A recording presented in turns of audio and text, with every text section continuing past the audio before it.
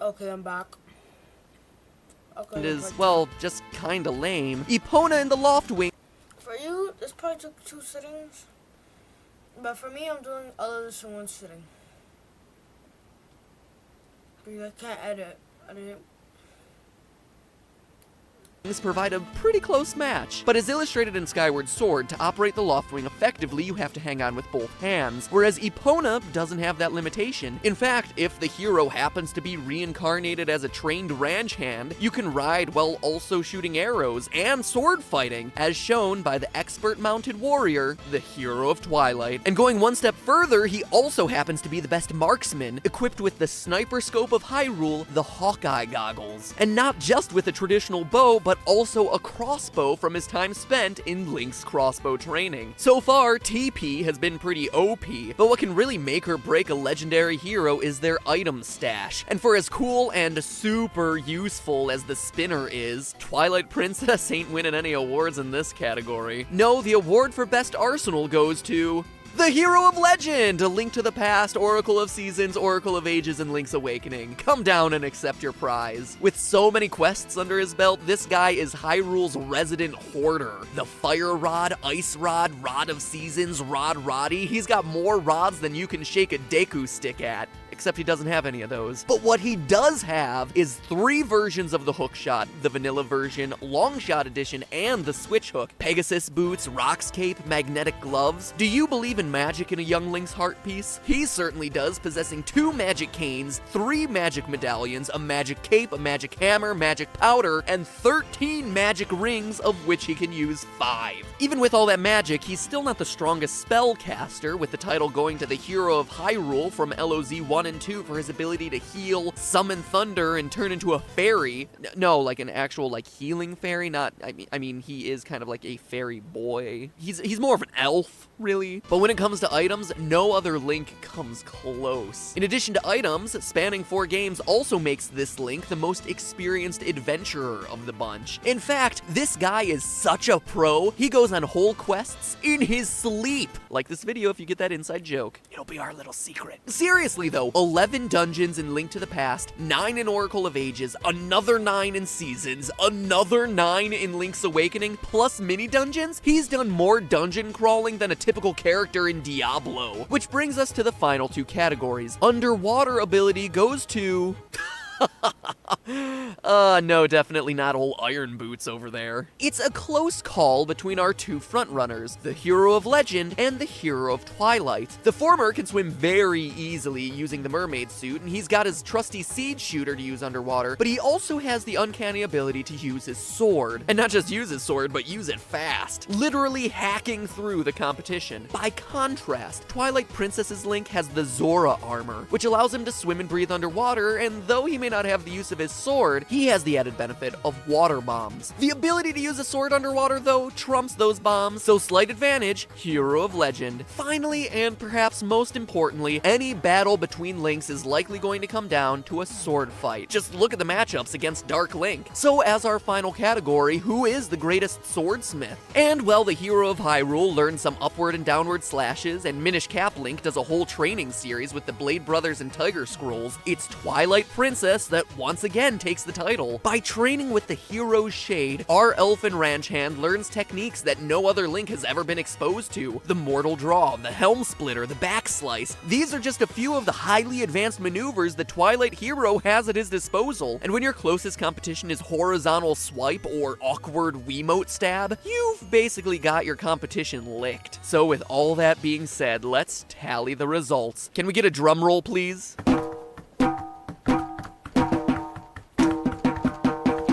Not quite what I was expecting, but okay, great. The most powerful Link is the Hero of Time, Child Edition. What?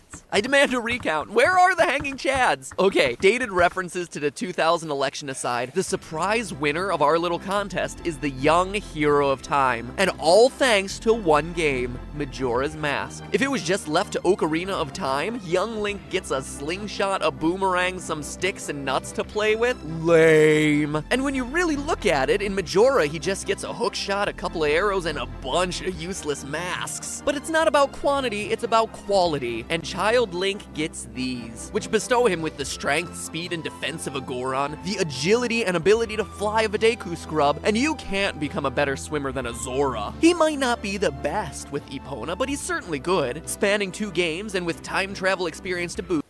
The hell is Deity Link? Oh wait, no, that's the adult? I don't know. I'm not sure if Ocarina's of Time is the one where they split, or Majora's Mask is the one where they split. Oh no. Yeah. He should have mentioned Deity. He may not have the whole 38 dungeons under his belt, but he does have years worth of experience. And if you're looking for great swordsmanship, who taught the hero of Twilight everything he knows? This guy. And who is that guy? This guy. Eventually. And sorry, TP, but for as cool as that wolf form is, you're not the only one to have it. Oh, and if you still don't believe me, there's this. The last transformation mask, the Fierce Deity mask, equipping you with a sword twice as powerful as the Master Sword, and with a permanent magic beam. The youngest combatant in our little game also happens to be the most powerful. Go figure. There's also a high probability that he's dead, so I guess there's that. Meanwhile, I know we've given the hero of trains. I can't even say it with a straight face. The hero of trains a hard time today, but let's face it, you are quite literally the weakest link. But hey, that's not the end actually, because I'd like to take this moment to answer one of the most frequent questions I get in my inbox from you guys, and that's how I learned to edit when I first started working on game theory, because I'll be honest, I started with 0 experience. Have you seen those early episodes? Yikes! And seriously, it was some of the most basic, fundamental things that were the hardest, because I didn't know what I didn't know. Sequence settings, matching frame rates, essential keyboard shortcuts. Well, to answer your question, I was completely self-taught using online video courses. And while YouTube was fine here or there, a lot of the videos were either outdated or poorly explained. The site I actually found most useful was lynda.com, L-Y-N-D-A. They had tons of online courses to teach me everything from the basics of Photoshop to advanced After Effects. For me, the Photoshop Essentials, Premiere Pro Essentials, and DSLR videos were probably the 3 most important ones that I watched while I was building my skill set. And Ryder's editing today's video, by the way. You're in college and they're using the same website, right? Yes, they are. In fact, I'm such a big fan, I'm thinking about paying it forward and becoming a teacher on the site, doing an online video course dedicated to growing a YouTube channel, but that's a project for a later day. Anyway, since this is something that I know a lot of you have been looking for,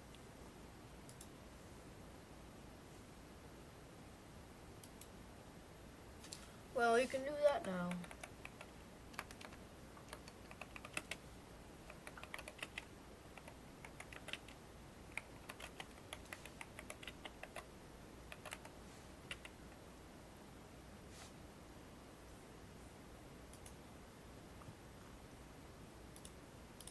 I reached out and got a hold of the people at the site to offer you a free trial. So if you click the link in the description or type in lynda.com/matpat, lynda.com/matpat, you can get. So you think you know Wix, but do you really?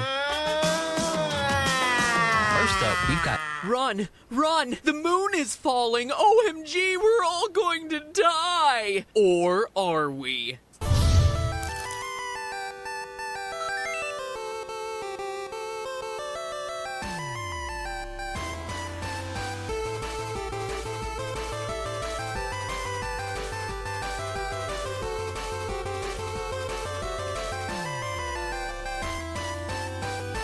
Hello, Internet. Welcome to Game Theory, the show that at one time fostered thoughtful intellectual debate in the comments, and now, well, Google+. In less depressing news, let's talk about death by Moonfall. In Majora's Mask, you're constantly working against the clock to prevent this from crashing towards Earth, killing everyone and everything, or re-killing them, I suppose. It's a long story we covered in the last episode. Anyway, Link, who may or may not already be dead, is rushing around like Bill Murray on Groundhog's Day to stop this thing from falling. The question I pose is this: is he wasting his time? Now, He actually is with like the rewinder, because somebody actually beat the game and they actually 3-day cycle.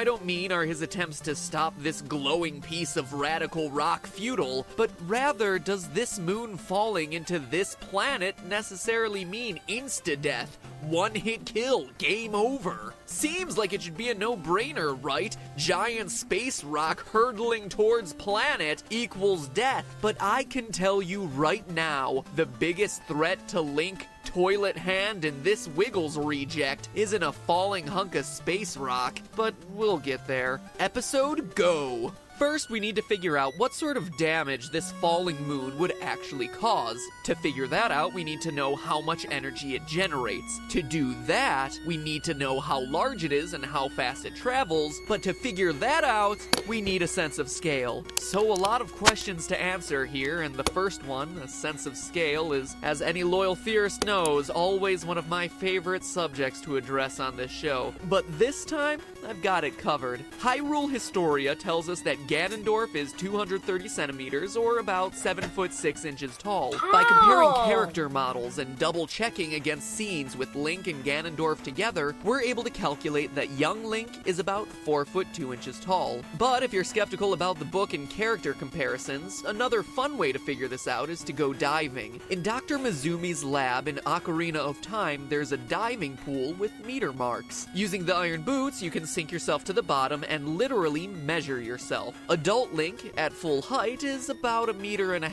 or 5 feet. Pretty darn short, but remember, it's not about size, it's about how you use it. Now compare adult Link's height to young Link's height, and again you get just over 4 feet tall, which is pretty cool because now we officially know the heights of 2 Nintendo mascots, Samus and Link. I wonder if we can use that information at some point to calculate all their heights. Accurately, of course. Wario, I'm looking at you. Knowing this, we need to find a way to compare Link's size to the moon, meaning we need a screenshot that has the camera positioned to capture both Link and the full width of the moon from a relatively neutral angle. The widest cinematic shots of the moon also include the outer wall of Clocktown, and if you look, those markings can serve as a guide. Young Link is just at the height of that lowest dot. That gives us our comparison. So when I took this into Photoshop, the moon was 150 grid marks across, and the space up to that first dot was 3 grid marks tall, meaning that the moon is 150 divided by 3, or 50 times Link's height. Since we know Link is 4 foot 2 inches, or 1.27 meters, we know the moon is about 208 feet, or 63.5 meters wide. So it's cool to know the numbers, but just to put that in perspective, our moon is nearly 55,000 times larger,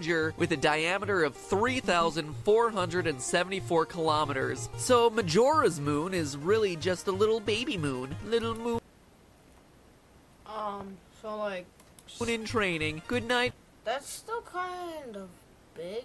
That might have been like as big as the meteorite that killed the dinosaurs. Moon Junior Mints, moon over Miami, moon. There's a joke here, and I can't figure it out. I got nothing. But while knowing its diameter is all well and good, we need its mass to calculate the damage it'll cause, and that means we need to know its volume first. So to avoid it getting too mathy, we'll run through this part quickly. Volume of a sphere is 4/3 pi r cubed, meaning Majora's moon is 134,000 cubic meters. And we'll just have to assume that the moon is the same density as our moon, which is 3,346 kilograms of mass per cubic meter. Fun fact, our moon is actually the second densest in the solar system next to Jupiter's moon Io. The more you know. Anyway, since mass I thought the Titan's big, but I guess it's not. equals density times volume, Majora's moon is about 450 million kilograms. Sounds like a lot, right? That's about the same as 75 Great Pyramids. Definitely massive, but nowhere close to our moon. In fact, our moon is 1.6 quadrillion times more massive than Majora's moon. Take that, creepy face. Not so scary now, huh? So Majora's moon might not be that that massive. But remember, it's not about how big you are, it's how you use it.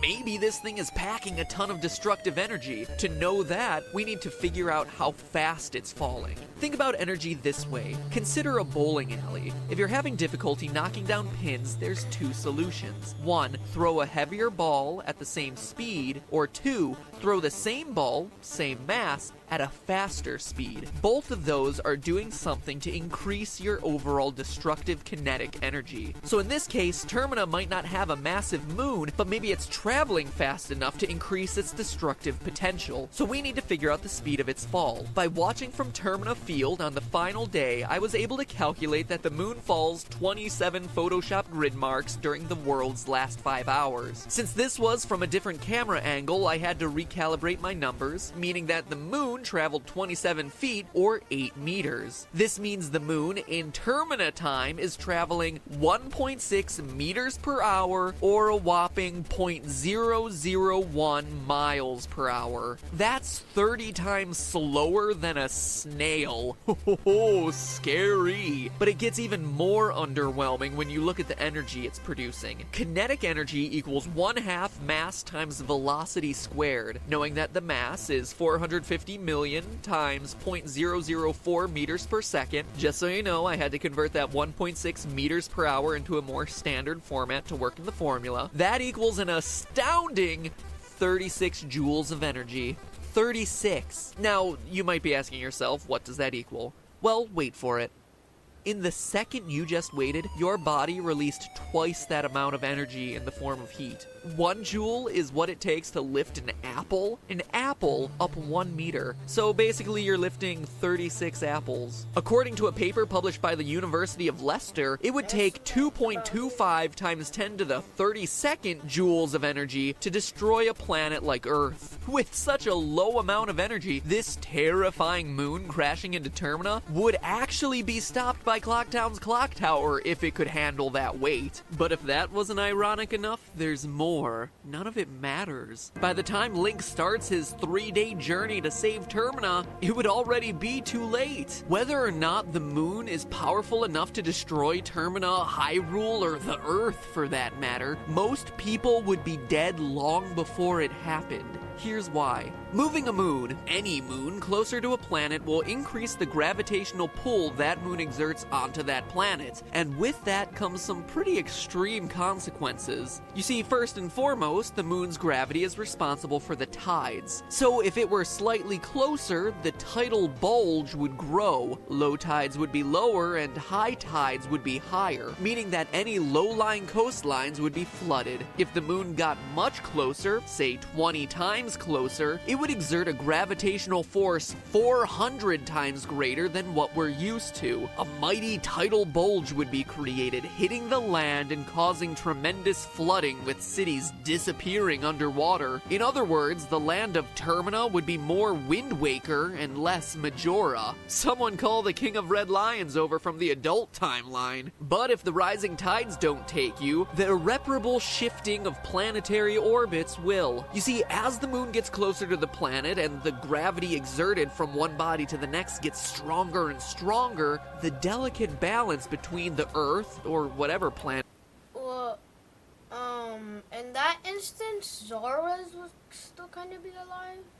Hyrule and Termina exist on, and their respective moon gets thrown off more and more. This in turn results in its orbit changing, and with a changing orbit, the climate of the planet also will see a shift. Wild fluctuations in weather occur, with changes in gravity and with weather and with climate. That also means we're going to see more natural disasters, increased earthquakes, tsunamis, hurricanes, tornadoes. The list can go on and on. It's like a giant astral game of dominoes that hinges on an incredibly fine balance of gravitational pull, despite us talking at the level of planets here. When you look at it this way, it's incredible that some perfect natural balance was found on Earth for us to be able to survive and live here. One little shift in a gravitational equation here or there, and we wouldn't be here today to talk about the hypothetical effects of a hypothetical moon crashing into a hypothetical world. To sum up, the largest threat that this moon poses to Termina isn't it crashing into the Earth like an asteroid. Between the shifting waters, the fluctuating gravity, the destabilized rotation in orbit, the altering climates, and intense weather conditions, Link would be lucky to survive long enough to see the moon touch down. With Termina's moon hanging so low in the sky that early in the game, in a realistic portrayal, the damage would already be done. No amount of repeating the same 3 days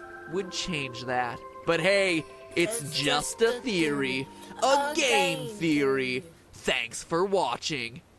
Welcome back to the Super Amazing End Card Tournament, where over the last few episodes, I was successfully able to convince you that Mario is a monster, and most of you want to get your Zora on to take your chance with Princess Ruto, post 7-year jump, I hope. This week, I'm asking you something simple. What game series do you want to see me tackle in upcoming episodes? Here are some options. Classics like Mega Man and Kirby, modern FPS games like Call of Duty and Battlefield, they're all the rage with the youngsters nowadays. PC games. That's for the PS3 and Xbox 360. Those things are older than me. Games like Half-Life and StarCraft, or something else. So Let me are know by those. clicking, let me know by leaving a comment if you can stomach Google+, and I'll put it on the schedule. So, thanks for the support, guys. Ultimately, this show is for you. So if there's anything I can do to make it better, like choosing better topics, let me know. Alright, that's all I got. Matt Pat out.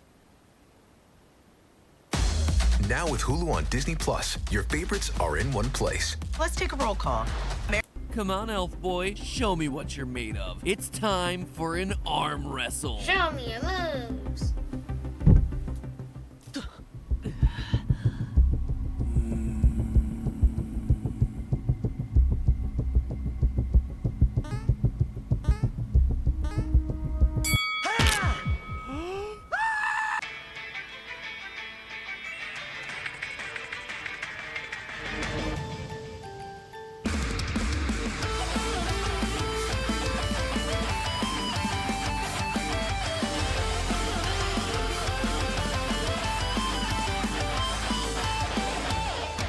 Hello, Internet! Welcome to Game Theory, where today it's time to dust off the pixel rulers and unpack the bad puns because we're doing it old school style. Today is Game Theory Retro Edition, a blast from the past as we cover the absurd science and math behind one of gaming's oldest and most iconic characters, Link, aka Hero of Time, aka Zelda, to all the 80s and 90s kids who played the games without ever reading the manual and assumed that the series would be named after the main character. Link is a hero who, at least in my personal opinion, is actually pretty underrated in terms of his strength. In any debate about strongest video game characters, you're always going to hear about Minecraft Steve's ability to carry giant gold blocks, or Kratos' latest beatdown where he takes a mythological creature and manually separates torso from cranium. Sorry, had to censor all that last bit. Literally nothing Kratos does in his games is brand safe for us to use here. And then you have Link. Well, sure, we're all familiar with the items he uses, the bow, the boomerang, bombs, and hookshot, which we covered on a previous episode of Game Theory, but I don't think Link gets enough credit for how much strength he's packing even when he isn't pulling things out of his Mary Poppins-esque bottomless satchel. So today, I'm gonna show you how buff this guy actually is, and why Hylian's little Keebler elf over here could totally hold his own against modern characters much bigger and badder and brand unsafe than him, as well as Minecraft Steve. I mean, who needs the Triforce of Power when he's already got him?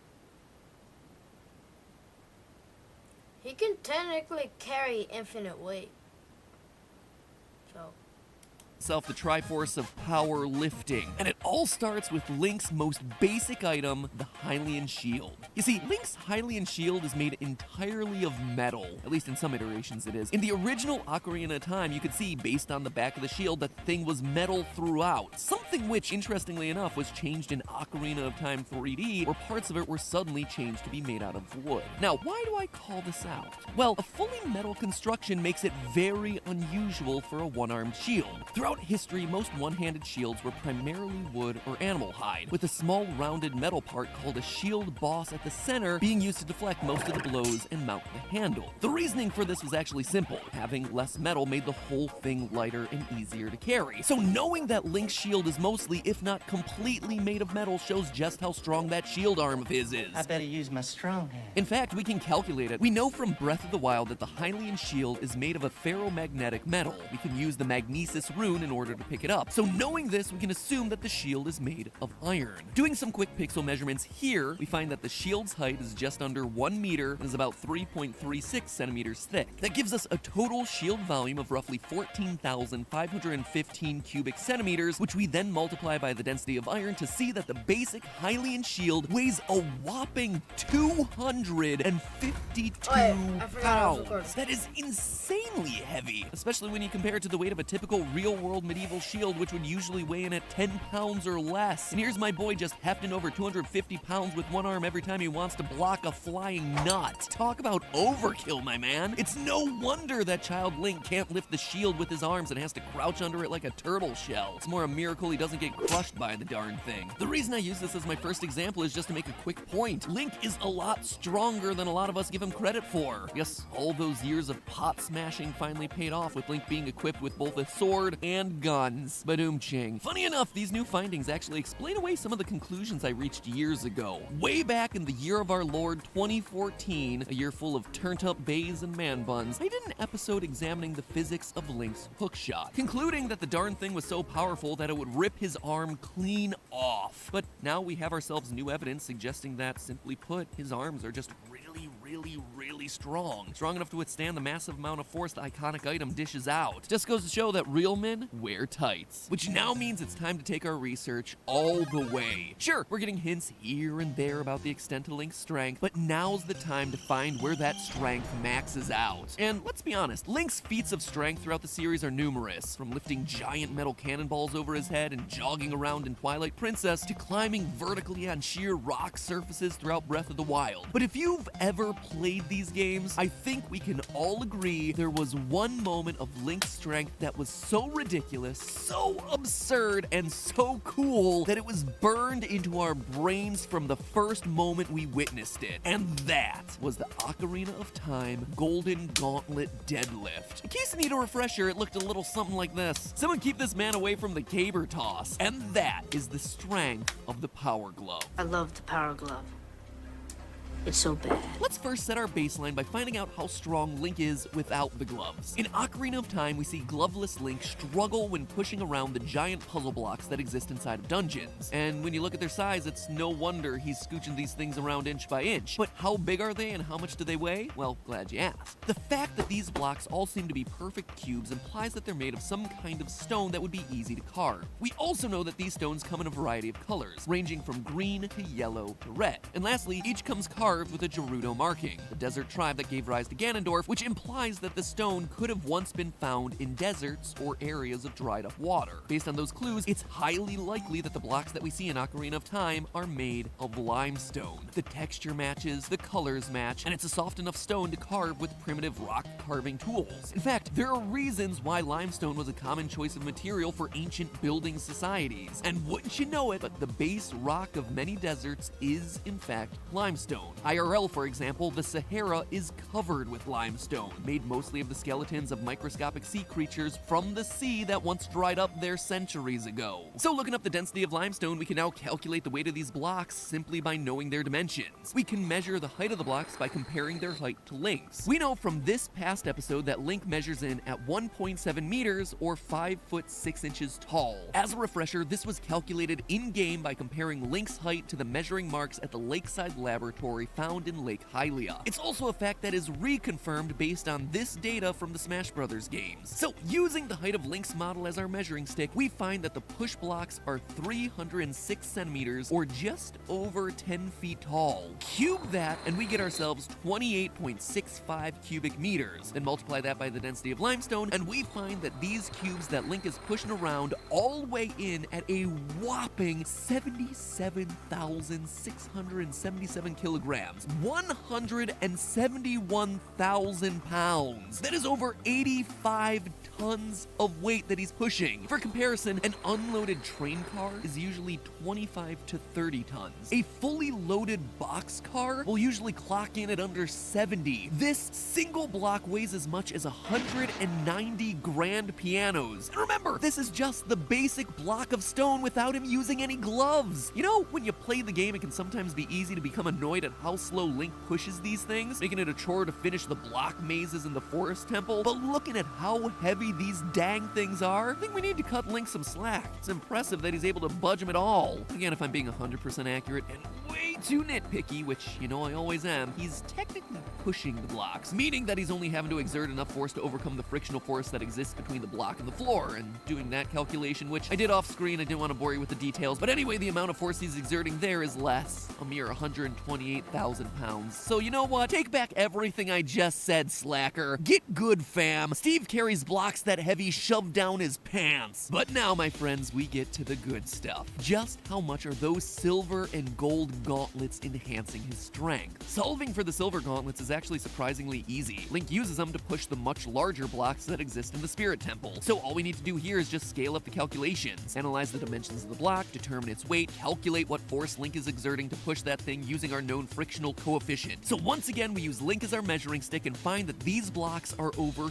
twice his height, 408 centimeters tall, for a total volume of 67.9 cubic meters, a weight of 184,000 kilograms or 406,000 pounds, and then if you add in the frictional component, it requires a horizontal pushing force of 304,000 pounds. Comparing that 304,000 pound silver gauntlet push feat to his 128,000 pound pushing feat without the gauntlets, we see that the silver gauntlets, in a surprising twist, work out to almost exactly doubling Link's strength. He's exactly 2.37 times more powerful with the silver gauntlets than without them. Really cool finding, actually. Well done, Nintendo. I know you didn't intentionally mean it, but impressive nonetheless. And now for the granddaddy. The literal gold standard for absurd feats of strength in one of the most storied game franchises in history, the Golden Gauntlet Deadlift. And here, it's important to note that this requires a different kind of strength entirely. First off, he's dealing with a much larger object. Secondly, he's actually lifting it off the ground instead of just sliding it across the floor. And third, he's actually flinging it into the air so it lands behind him. Let's start by looking at the pillar itself. It's a different texture from the blocks that we've seen so far, so we can't assume that it's the same material. Based on its color and texture, it looks most similar to granite, probably most closely related to Black Forest granite. Well, I'd love to milk the next set of measurements for additional runtime in this episode so those sweet YouTube watch minutes come pouring in. You know what? I'm not gonna bore you with those or delay the results any longer. Looking at its dimensions, including its height, the shape of the base, the shape of the pointed end buried into the ground, we can calculate this giant column to have a volume of about 258.9 cubic meters, or over 9,000 cubic feet. It's over 9,000! That's about the volume of 450 refrigerators. Now, we multiply by the known density of granite and get ourselves a final weight of 712,000 kilograms, 1.57 million pounds. That is more than 3 times the weight of the blocks that he was pushing around in the Spirit Temple. It's the equivalent of 6.5 blue whales, 9 space shuttles, 1/15 of the Eiffel Tower. Okay, that last one doesn't sound that impressive, but still, it's impressive. And he isn't even taking the easy way out this time. 1.57 million pounds is the vertical force that he needs to lift it cleanly off the ground. That is 5 times stronger than he is in the silver gauntlets and 12 times stronger than he is normally. It's an insane amount of arm strength, one that puts 99.9% of other game characters to shame. And yet he still struggles to walk around the second he puts on the iron boots. And that, my friends, is why you don't skip leg day. And don't even get me started about his lame stamina meter either. Gotta do those cardio days too there, Link. As it currently stands, based on our calculations today, the hero of time is probably more accurately described as the gym bro of the bicep curl. But hey, that's just a theory. A game theory. Thanks for watching.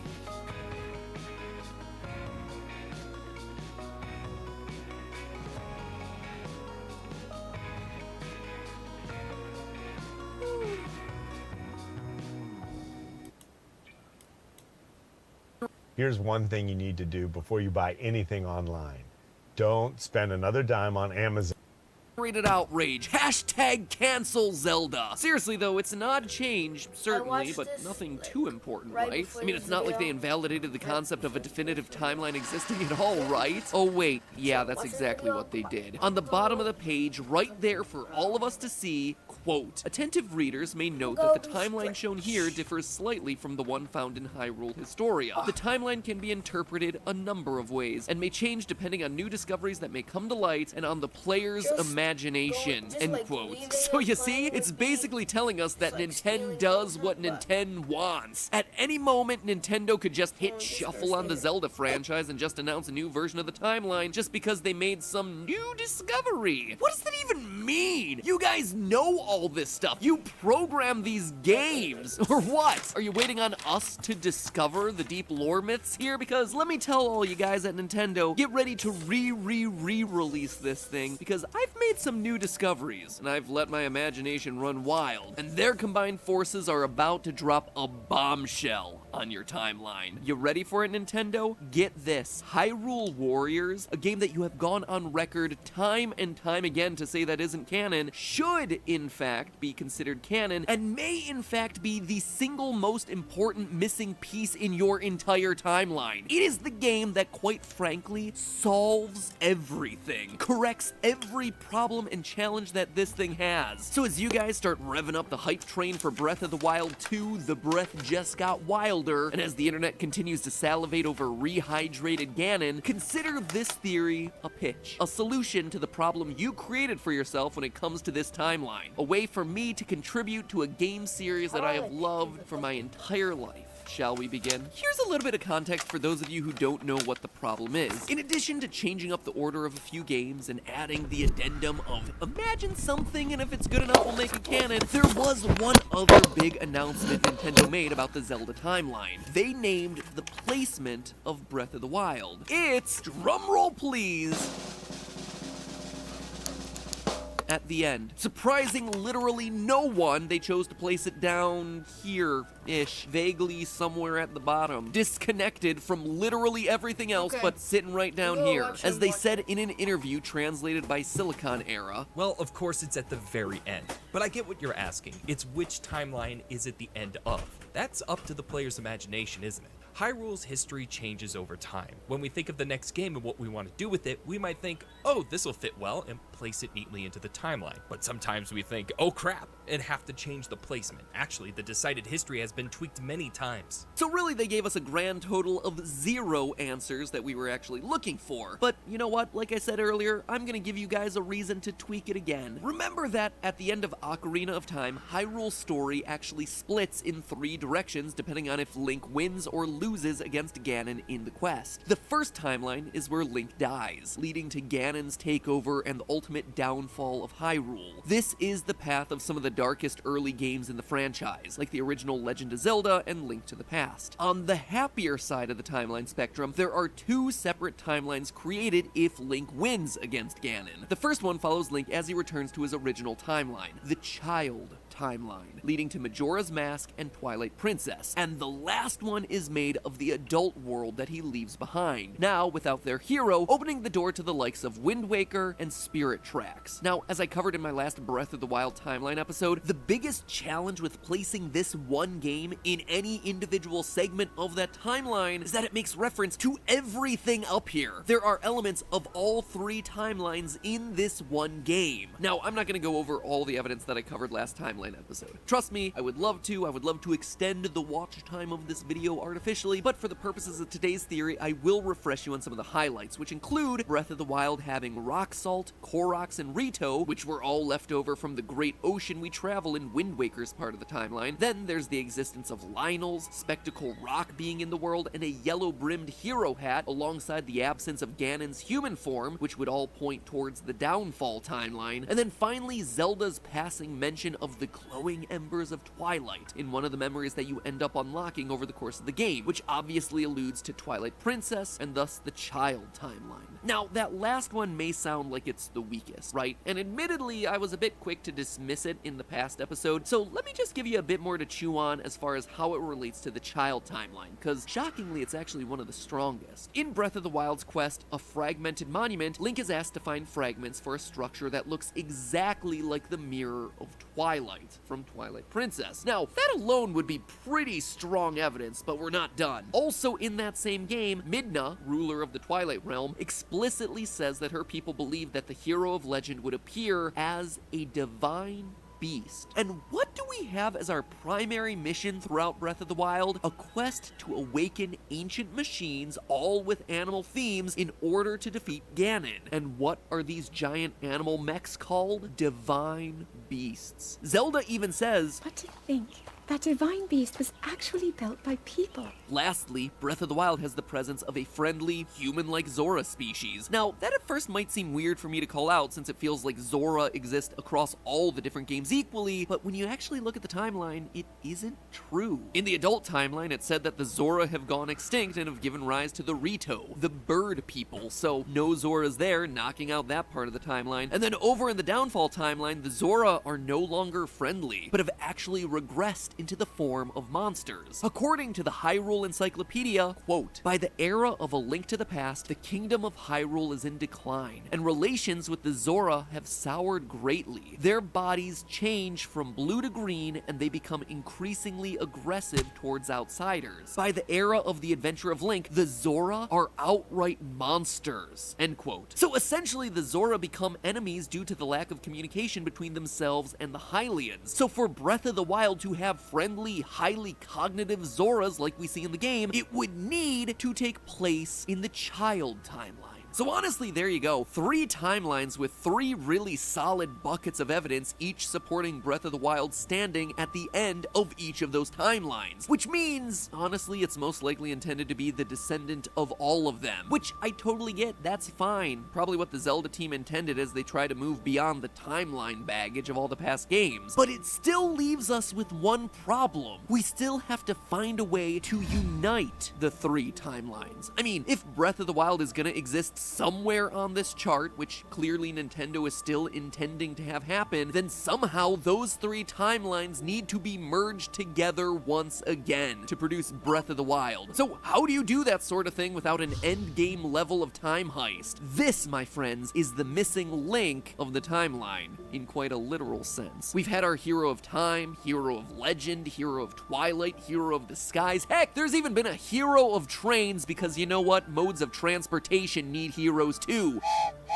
So who then is our hero of the multiverse? Who is the one that brings it all together? Enter Hyrule Warriors, a game that shares a special connection between not just one, but all 3 of these separate timelines. A game whose entire plot revolves around multiple moments from Zelda history all merging together into one series of climactic battles. A game that stands to be the missing piece to connect Breath of the Wild to the rest of the timelines. For those of you who haven't played it, which is probably a lot of you since it was originally released on the Wii U, first off, the definitive edition is available right now on the Nintendo Switch, all DLC included, and it is great. It's a hack and slash Dynasty Warrior style action game, which means it is non-stop. So if beating up thousands of Zelda series enemies using Link's iconic weaponry after they've been roided up to the max sounds like fun to you, then Hyrule Warriors is absolutely worth a playthrough. But more importantly for the theory today, we're not interested in the gameplay, we're here for the story. In Hyrule Warriors, there exists a sorceress named Sia.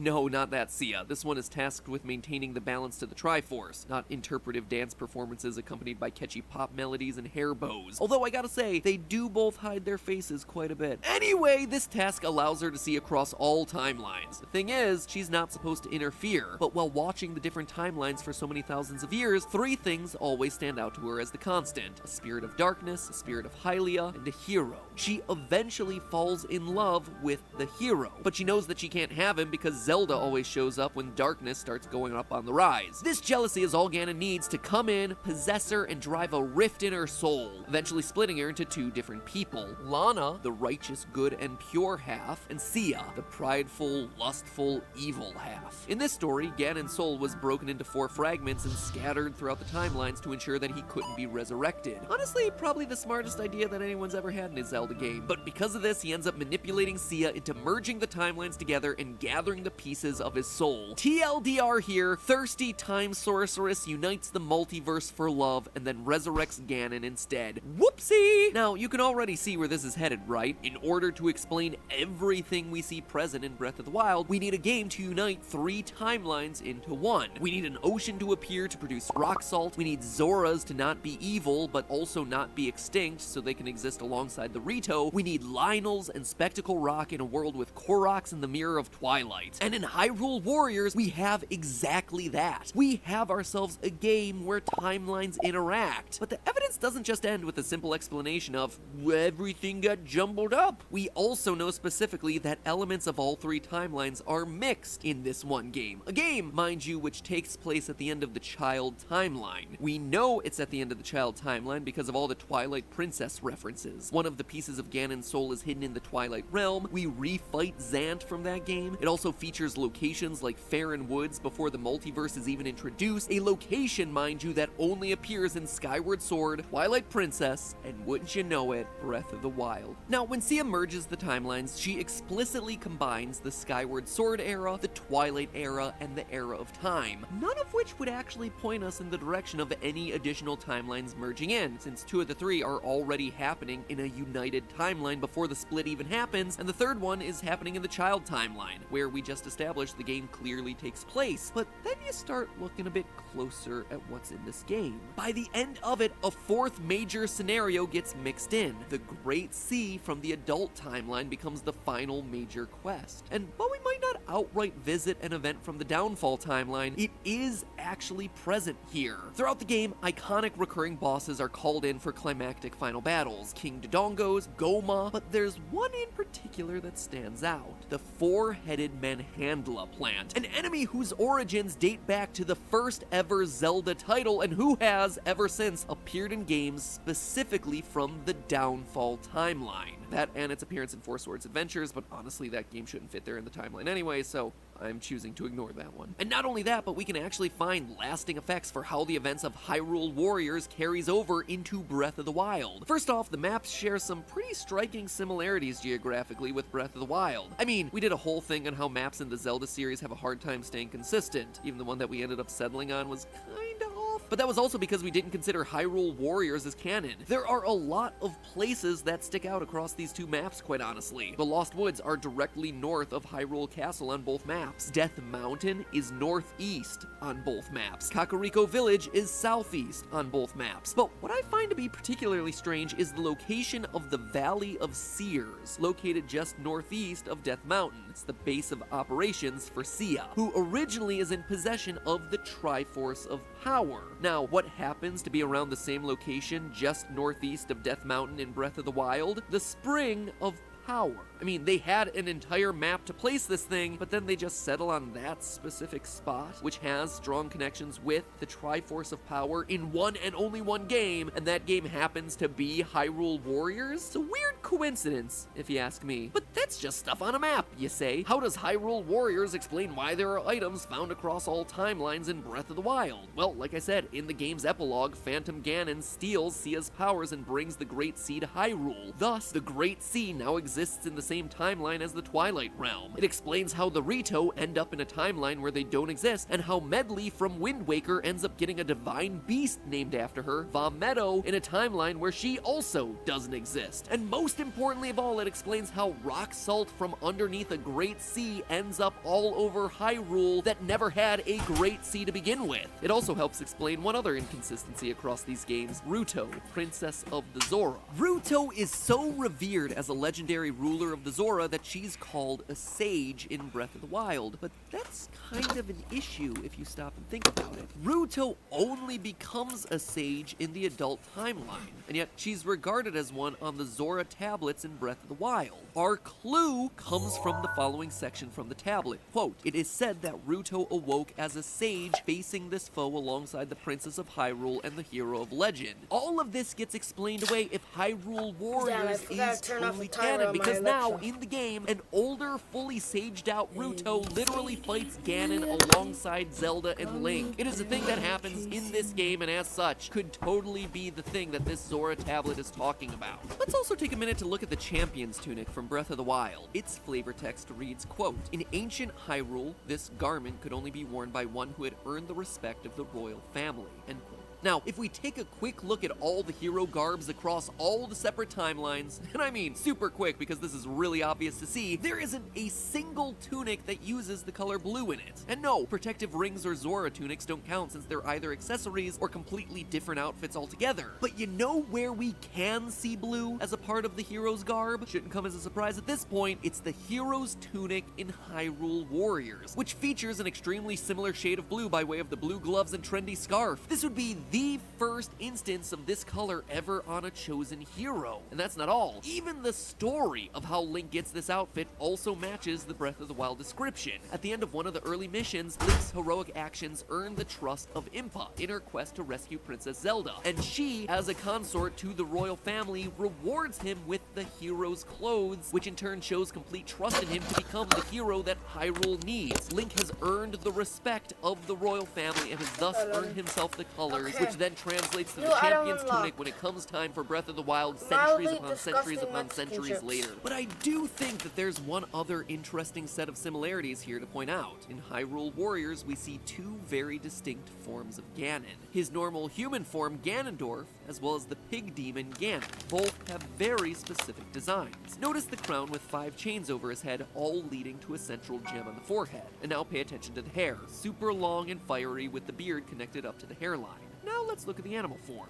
Ganon here is a wild beast. He's a boar who truly stands and attacks on 4 legs. So with all that in mind, let's check out some close-ups of Ganon and Ganondorf from Twilight Princess. We have ourselves a crown with 5 chains leading up to a central gem on his forehead, hair that's certainly shorter, but pretty full and looking like, if you waited a couple of centuries to be revived, could end up looking like we see in Hyrule Warriors. A pig form that is truly animalistic and attacks on all 4s. Now let's check out the Ganondorf from the Downfall timeline. Oh wait, we can't because he doesn't exist. Why change back to human form when you've already won? He stays a bipedal armored pig throughout the rest of that timeline. So then, how about Ganondorf over in the adult timeline, like Wind Waker? Well, he's wearing a crown, but it's definitely a different crown, and it... Wait. If Ganondorf is a part of a human race, but he has a pig form, which he just, where in that instance is kind of technically treated as a true form, then what is his true form? He's from a human race, but in the Downfall timeline, the pig is basically just his, like, persona.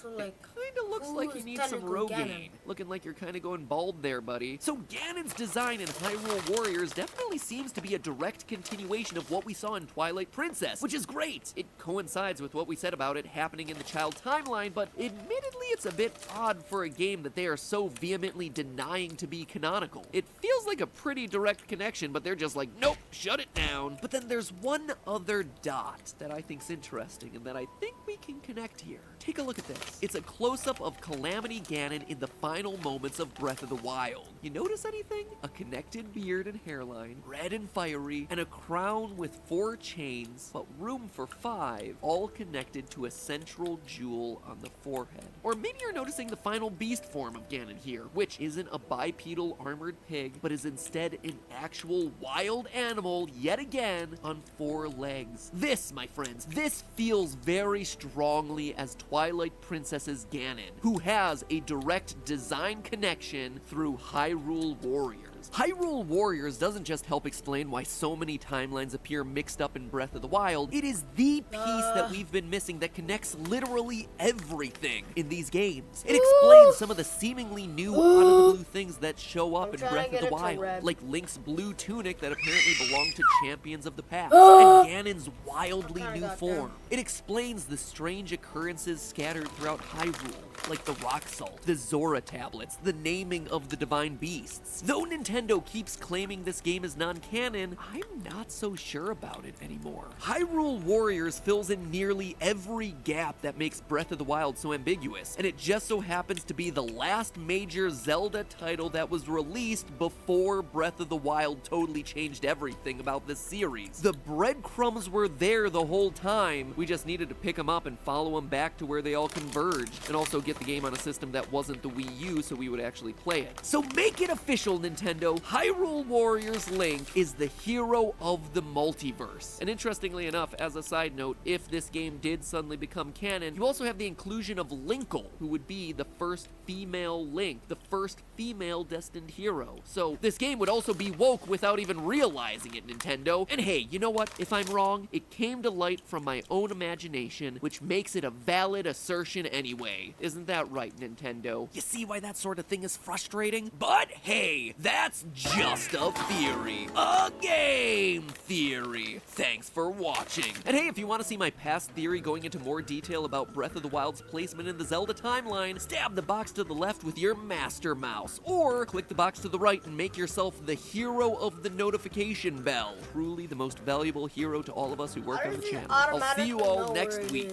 again for that FNAF episode that I promised and just took longer to write than I expected. Have you ever wished you could play a video game your way? Where you can be invincible? Wheel of Gaming, turn, turn, turn. Tell me the fan base I should burn. Oh, jeez.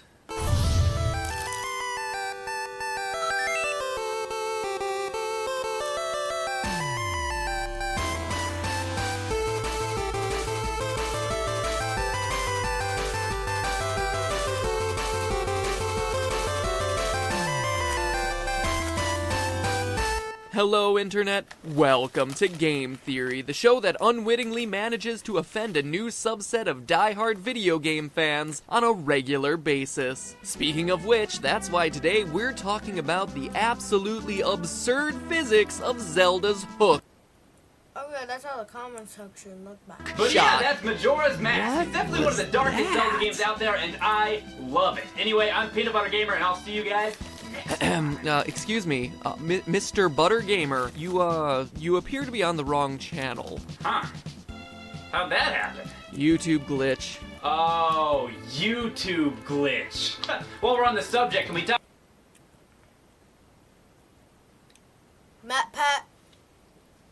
MacPat created the Shorts Wars before Shorts even existed. Talk about how videos don't reach subscribers? Or comments requiring Google+.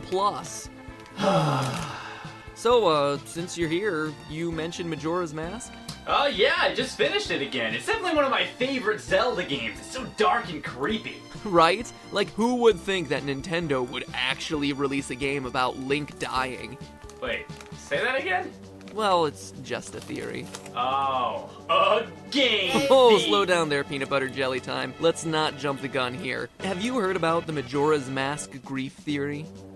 Well, it sounds kind of familiar, but why don't you go ahead and fill me in just in case? Well, basically there are 5 major realms in the game, right? Yeah, there's Clocktown, Woodfall, Snowhead, Akana Valley, and Great Bay, not in that order. So, each area...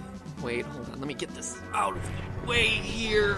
Ugh. Give us some room to breathe. As I was saying, each area in the game features some aspect of loss, right? But the way the game's NPCs handle these losses differ from one location to the next. In fact, how the characters handle their personal losses and the order in which you confront them perfectly match up with what's known as the Kubler-Ross model of grief, which basically says that when someone is confronted with death, they go through 5 very distinct emotional phases: denial, anger, bargaining, depression, and acceptance, Dabda for short. Link's adventure starts in Clocktown, where all the people are in denial. Notice how, even though there's a moon that's going to crash into the world, killing everyone in 3 days, no one seems to care. In fact, they're planning a carnival. Take a quick peek into the mayor's office and you see Muto the carpenter calling anyone who's scared a coward, saying that the falling moon is just a groundless theory. A game thief. Nope, still not yet. Appreciate the enthusiasm though, but still no. Oh my goodness, this game is so exciting! You can select a dragon immediately when it's released. Should I choose a fire dragon or an ice dragon? Wow, it's so detailed. I can even see if the dragon is Still not yet. Oh, and there's the Swordmaster, who even says he's gonna slice the moon into pieces. Not the most effective strategy. A perfect example of denial, or stage 1 of the Kubler-Ross model. Then there's the Deku Palace in Woodfall. Here, the princess has gone missing. And how does the Deku King respond? Obviously by raging against a monkey. Man, monkey abuse just seems to be a thing around here lately. Anyway, he jumps to the conclusion that this monkey is the culprit and must die as a punishment. The thing is, the monkey's innocent. The Deku King is just angry, lashing out at anything and anyone because he doesn't know what else to do. And thus we see the second stage of grief manifested. You mad, bro? Yes, he is. Stage 3, I got this. Snowhead features the Gorons, a tribe who just lost their leader, Darmani. When you meet his ghost, he begs Link to use his magic to bring him back to life. He's bargaining. Darmani is actively trying to make a deal to prolong his life just a little longer, thinking that Link can provide some backdoor solution to the inevitability of his death. And when those bargains fail, you get depressed. Stage 4. This is when a person realizes that there's no escape and that there's nothing that they can do, so they instead retreat inward, disconnecting from the world. And it's at the Great Bay that Link meets Lulu, a Zora who's lost her eggs. She's a mother who's lost her children, and to cope she just stands there, staring out into the distance, silent. And finally, Link makes his way to Icona Valley, a valley filled with death, sure, but also a place of acceptance. First, you have Sharp, one of 2 composer brothers who you help come to terms with his mistreatment of his sibling. But also, more symbolically, you have the Stone Tower Temple, which has you climbing upwards towards the heavens, and obtaining enlightenment, here illustrated by the item of the dungeon being the light arrows. Link has journeyed through the Valley of Death, passed through the other 4 stages, and here he ascends into acceptance. There's even the Garo Master, a creature that is described as emptiness cloaked in darkness. If this game is all about overcoming grief, fighting this guy is a pretty literal interpretation. He even commits suicide once you defeat him, an enemy who refuses to accept death on anyone's terms but his own. And when you really stop to think about the whole repeating 3 days gameplay mechanic, that in essence is how grief can feel, like you're trapped in time and can't move forward. It paralyzes you from moving on with your life. This grief theory does make a lot of sense, but what is Link grieving? I don't see why you'd say he's dead. The game starts off with him roaming the Lost Woods in search of Navi, who flew away at the end of Ocarina of Time. Why anyone would bother searching for her is beyond me, but Link is a weird kid, so whatever. Wouldn't it make more sense for him to be grieving over her loss? Maybe she died, or maybe he's just sad about losing her. Yeah, maybe. But in my mind, there's more evidence to suggest something even darker. I propose to you that throughout Majora's Mask, Link is actually in purgatory, the waiting room of the afterlife, and that the game represents his journey to accept his death and move on. First, look at the name of the place, Termina. That's not even subtle, Nintendo. Termina, like terminal, the end. It's a pretty big red flag. Then look at how Link finds this place. Isn't it a bit strange that Link is falling down through a tree trunk into what equates to practically a whole new country? With its own astronomically themed nightmare fuel that apparently no one in Hyrule knows about. I mean, planet Earth is a really big place, significantly bigger than Hyrule, but whether you're in Spokane or Djibouti, you know how many moons we have. Really, I ask the question, where is this place supposed to be located? Underground? Then how was there a sky? And remember, Link supposedly fell a really long way to end up here. If that's the case though, he would have died. Granted, there's a lot of creative license in these games, don't get me wrong, but Nintendo has always taken falling very seriously in 3D Zeldas. Even the animation that happens while you fall feels a bit surreal. Like a bad LSD trip ripped straight out of Alice in Wonderland, which, spoiler alert, ends up being all a bad dream. And now that you mention it, where did Epona go? You see them run into this tree, and I guess they could just jump from one stump to the next, but does Epona also live through that huge fall? Even if she does, Skulky would have to transport her over this water, through this cave door, and over these deadly platforms, all for her to end up at Romani Ranch later in the game. And he'd have to do that all before Link arrives so that he'd be ready to hover there all cool and Magneto-like. It does seem pretty suspicious. Like it can't be real! Exactly! And that's also why most of the people you see throughout Termina are identical copies of the ones you met during your Ocarina of Time journey. Link's personal purgatory, his journey to accept his death, is populated with people he's encountered before. He's like Dorothy in The Wizard of Oz. And you were there, and you were there, and you were there! And consider the masks. The transformation masks all represent characters who have died. There's Darmani the Goron, whose ghost appears to you, Mikau the Zora guitarist, who actually dies in front of you, and although it's never actually said, the Deku mask is most likely this little sprout, the deceased child of the Deku butler. Knowing that these different transformations are Link assuming the forms of deceased characters, turn your attention to this, the Elegy of Emptiness. It's a song you get late in the game that allows you to create statue clones of your current form. In a lot of ways, they're like funeral effigies, standing there as a memorial to the dead. Now, if the only masks that allow you to create a clone using this song are the ones that are related to dead people, and Link is somehow able to create a clone of himself, that would seem to mean... What would that mean? Waiting on you. And that actually makes sense in the timeline, too!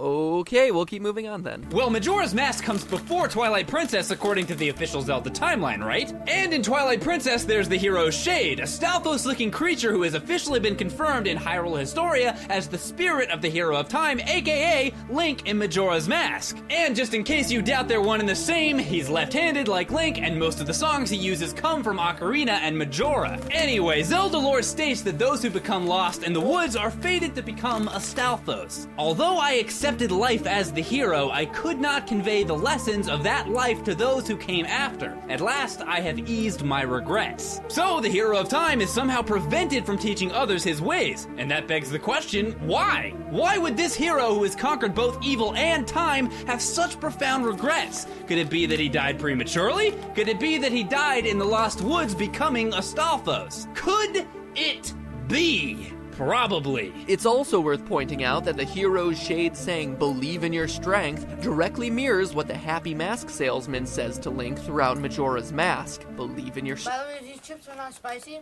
even though they're Mexican. I was doing that to aerate it to be funny.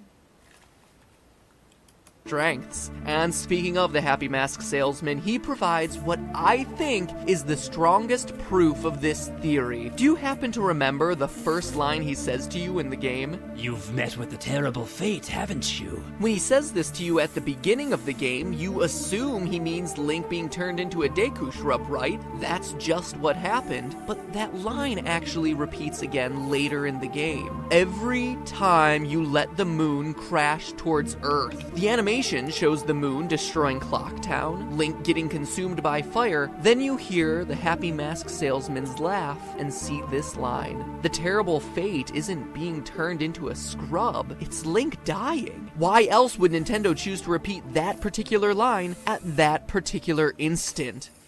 Yeah, I got nothing. So him riding off into the fog at the end is Link accepting his fate and moving on? That's definitely one way to interpret it. Ultimately though, dead or not, the reason this game is so incredible is that it's bigger than itself. It's symbolic of much larger and mature topics, allowing for any number of interpretations really. It's deeper, more somber, and incredibly more artistic than other entries in the series. More like other games just in general. Definitely. And in a lot of ways, the gamer sees what the the gamer most wants to see in this sort of game. Have you suffered a loss as a child? You'll respond to those moments in the game. Are you afraid of losing your friends and being betrayed? Then Skull Kid's story will probably speak to you. And that's what happens when you try to interpret a work of art. What you're left with is, at best, just a theory. A game. Is this the you one? Know you can Can join I me say on it this time? one. Now is the Okay, good. A game theory. And hey, we're through here, but before you go, subscribe if you haven't for weekly theorist videos, and then click on your favorite mask to enjoy some more PBGB time over on his Zelda month. Anything you'd like to close us out with, Mr. Peanut? These are my closing remarks. Zelda is cool. Truer words were never spoke. Thanks for watching.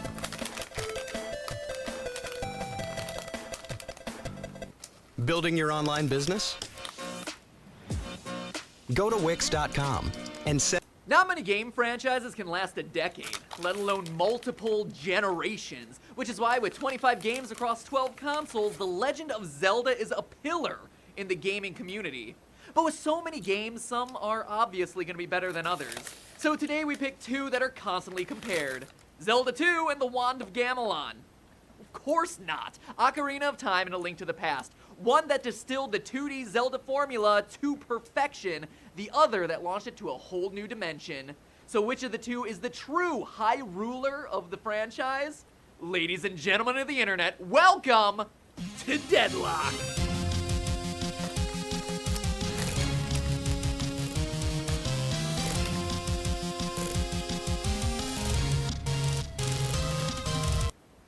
I remember it when the videos I used to watch. Seeing MadPat's face wasn't even like a theory thing. It was G2 Live.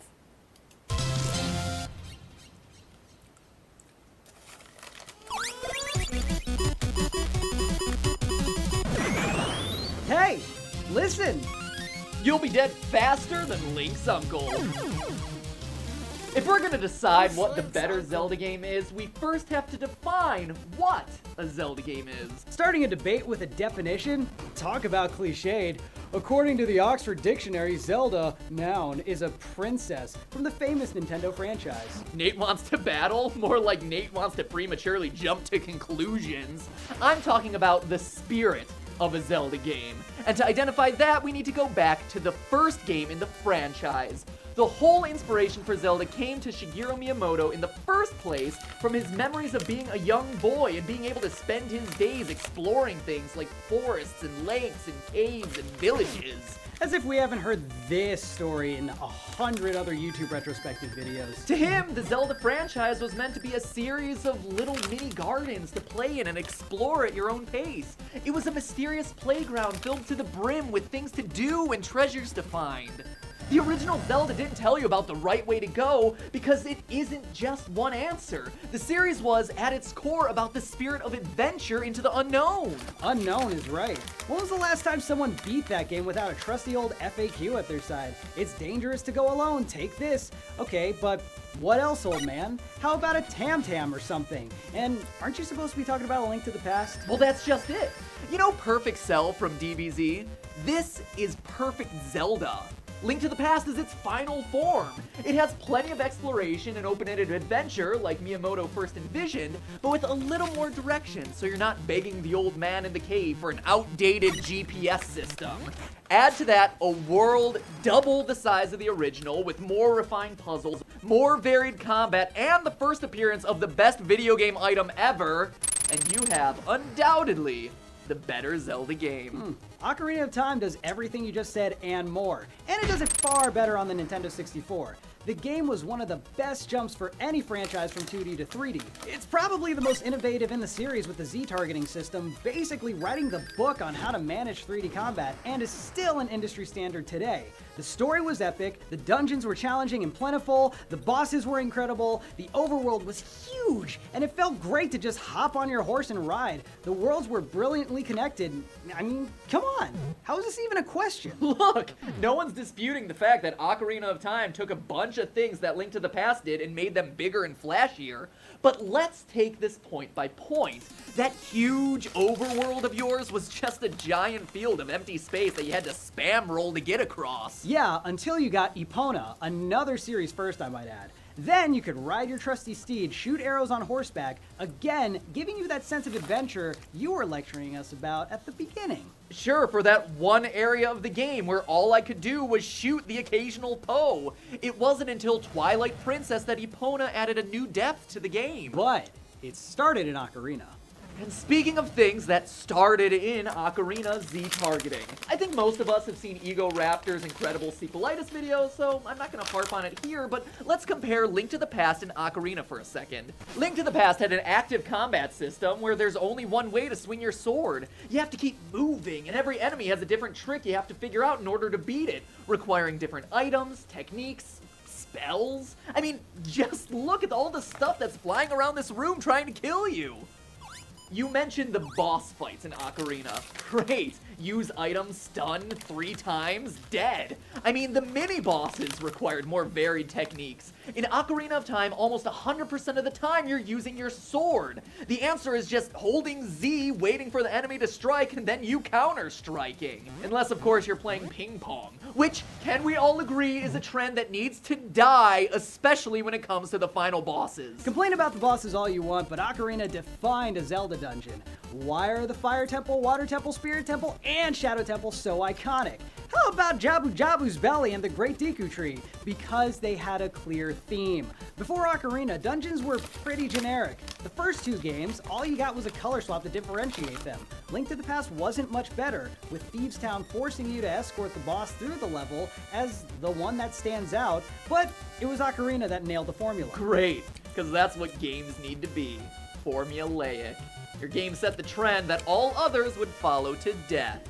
Hey, don't hate the popular kid for being popular. It can't be responsible for the sins of later games. And think about it, each dungeon had iconic moments. Take the Forest Temple, for example. Remember the collapsing ceiling, or that cool twisty Inception hallway? Not to mention that the atmosphere is simultaneously haunting and beautiful, and the soundtrack is unlike anything I'd ever heard before. These are things that simply couldn't happen on the dinky old Super Nintendo. You know what else couldn't, or at least didn't, happen on the old Super Nintendo? An epic Zelda story. Oh, excuse me? Ocarina's story is on par with Link to the Past's, except replace Dark World with time travel. Oh, don't even try. Ocarina had rich, deep characters with unique personalities and problems. Literature had what? Your uncle who died in the first minute of the game? Spoilers. You don't even know, because it didn't matter. Ocarina had Saria and Sheik. And Hot Ruto. And Hot Ruto! And even if it didn't have a character that made you ask yourself some deep ethical questions about your feelings for a digital fish girl, Ocarina was far more artistically done, with beautiful moving cutscenes and some of the best songs in gaming history. You know what else it had? Navi. Yeah, but you know what? A rib, a meme, that's just a fun joke that people who love something together say to each other. But it's indicative of a real problem they had with it. Hand-holding. The game nags you, constantly interrupting your free exploring by reminding you of all the real important stuff you should probably be doing instead. If Zelda games are about exploration, OOT punishes you for it, making you feel like you're wasting your time anytime you branch off from the approved track. Must not have been that bad, since when Nintendo released a remake for the 3DS, pretty much nothing was changed. Okay, but they remade A Link to the Past for the Game Boy Advance, too. Yeah, but with a bunch of new stuff included to make it feel worth it. Ocarina was already perfect as it is, bruh. And actually, as a matter of fact, they set out to remake Link to the Past for the 3DS too, but you know what happened? Miyamoto and current Zelda director Eiji Aonuma decided instead to use Link to the Past as a base for a whole new game called A Link Between Worlds, which was praised for all the ways it changed up and fixed a lot of the problems with the original game. Yeah, A Link Between Worlds, a game that was praised mostly because it bucked a lot of the trends that Ocarina made holy and untouchable. Things like items being used as glorified keys and being stuck on a linear path. You could still dungeon out of order in A Link to the Past. Those sorts of things weren't a problem. It was your game that created a formula my game's ancestor had to come in and fix. Closing arguments! Ocarina of Time was a step forward for video games in general. It seems like here, today, this argument boils down to whether games should do what they've always done or evolve with the times. And in this case, Ocarina evolved so much it dictated the future of what a console adventure game could be. And it extends beyond just pretty backgrounds and music. Ocarina also had a heartbreaking story that gave context to your actions and made you feel like you were really having an effect on the world around you. It's no longer just a cute little garden to play around in. It's a game about a boy who grows up and has feelings for people, who lives with the consequences of his actions and overcomes time itself to defeat evil. Nintendo had always had a reputation for making games that played well and provided hours of fun, but Ocarina of Time was the first game that really showed how much more video games could deliver. But which one was the better Zelda? Yes, Ocarina made some great strides towards total immersion, and some of the cutscenes were phenomenal, but it was linear and fundamentally moved away from the ideals of exploration and adventure Miyamoto created for the series. Haven't you ever heard the saying, life is a journey, not a destination? That's Zelda. Finding cool things and not knowing what they're there for right away. Traveling through a world that exists the way it does, with or without you, and advancing on your own terms. Engaging in battles and puzzles that require you to think outside the box. That is Zelda. Not a list of features and hindsight about what a big influence it had. If you define Zelda as an adventure series about questing around to unlock mysteries in the world around you, then today, Dark Souls and Bloodborne are more Zelda than Zelda. Granted, Link Between Worlds was a step in the right direction, and there have been some big promises about the new Zelda that's coming down the pipeline, but it took 15 years for Zelda to come back from where Ocarina left it. Okay, but real talk? Skyward Sword's the best Zelda, right?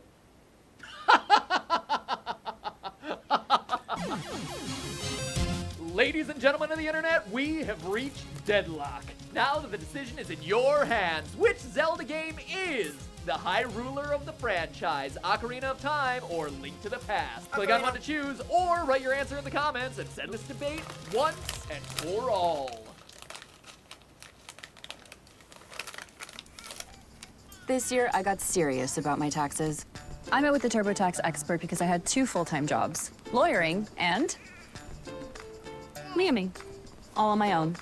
Today we're gonna touch on a subject that's long overdue. So overdue, in fact, that I've been drowning in requests. See what I did there? Been drowning in requests? Been drowned? I'm talking about the been drowned creepypasta, okay? The story goes that on September 7th, 2010, a 4chan user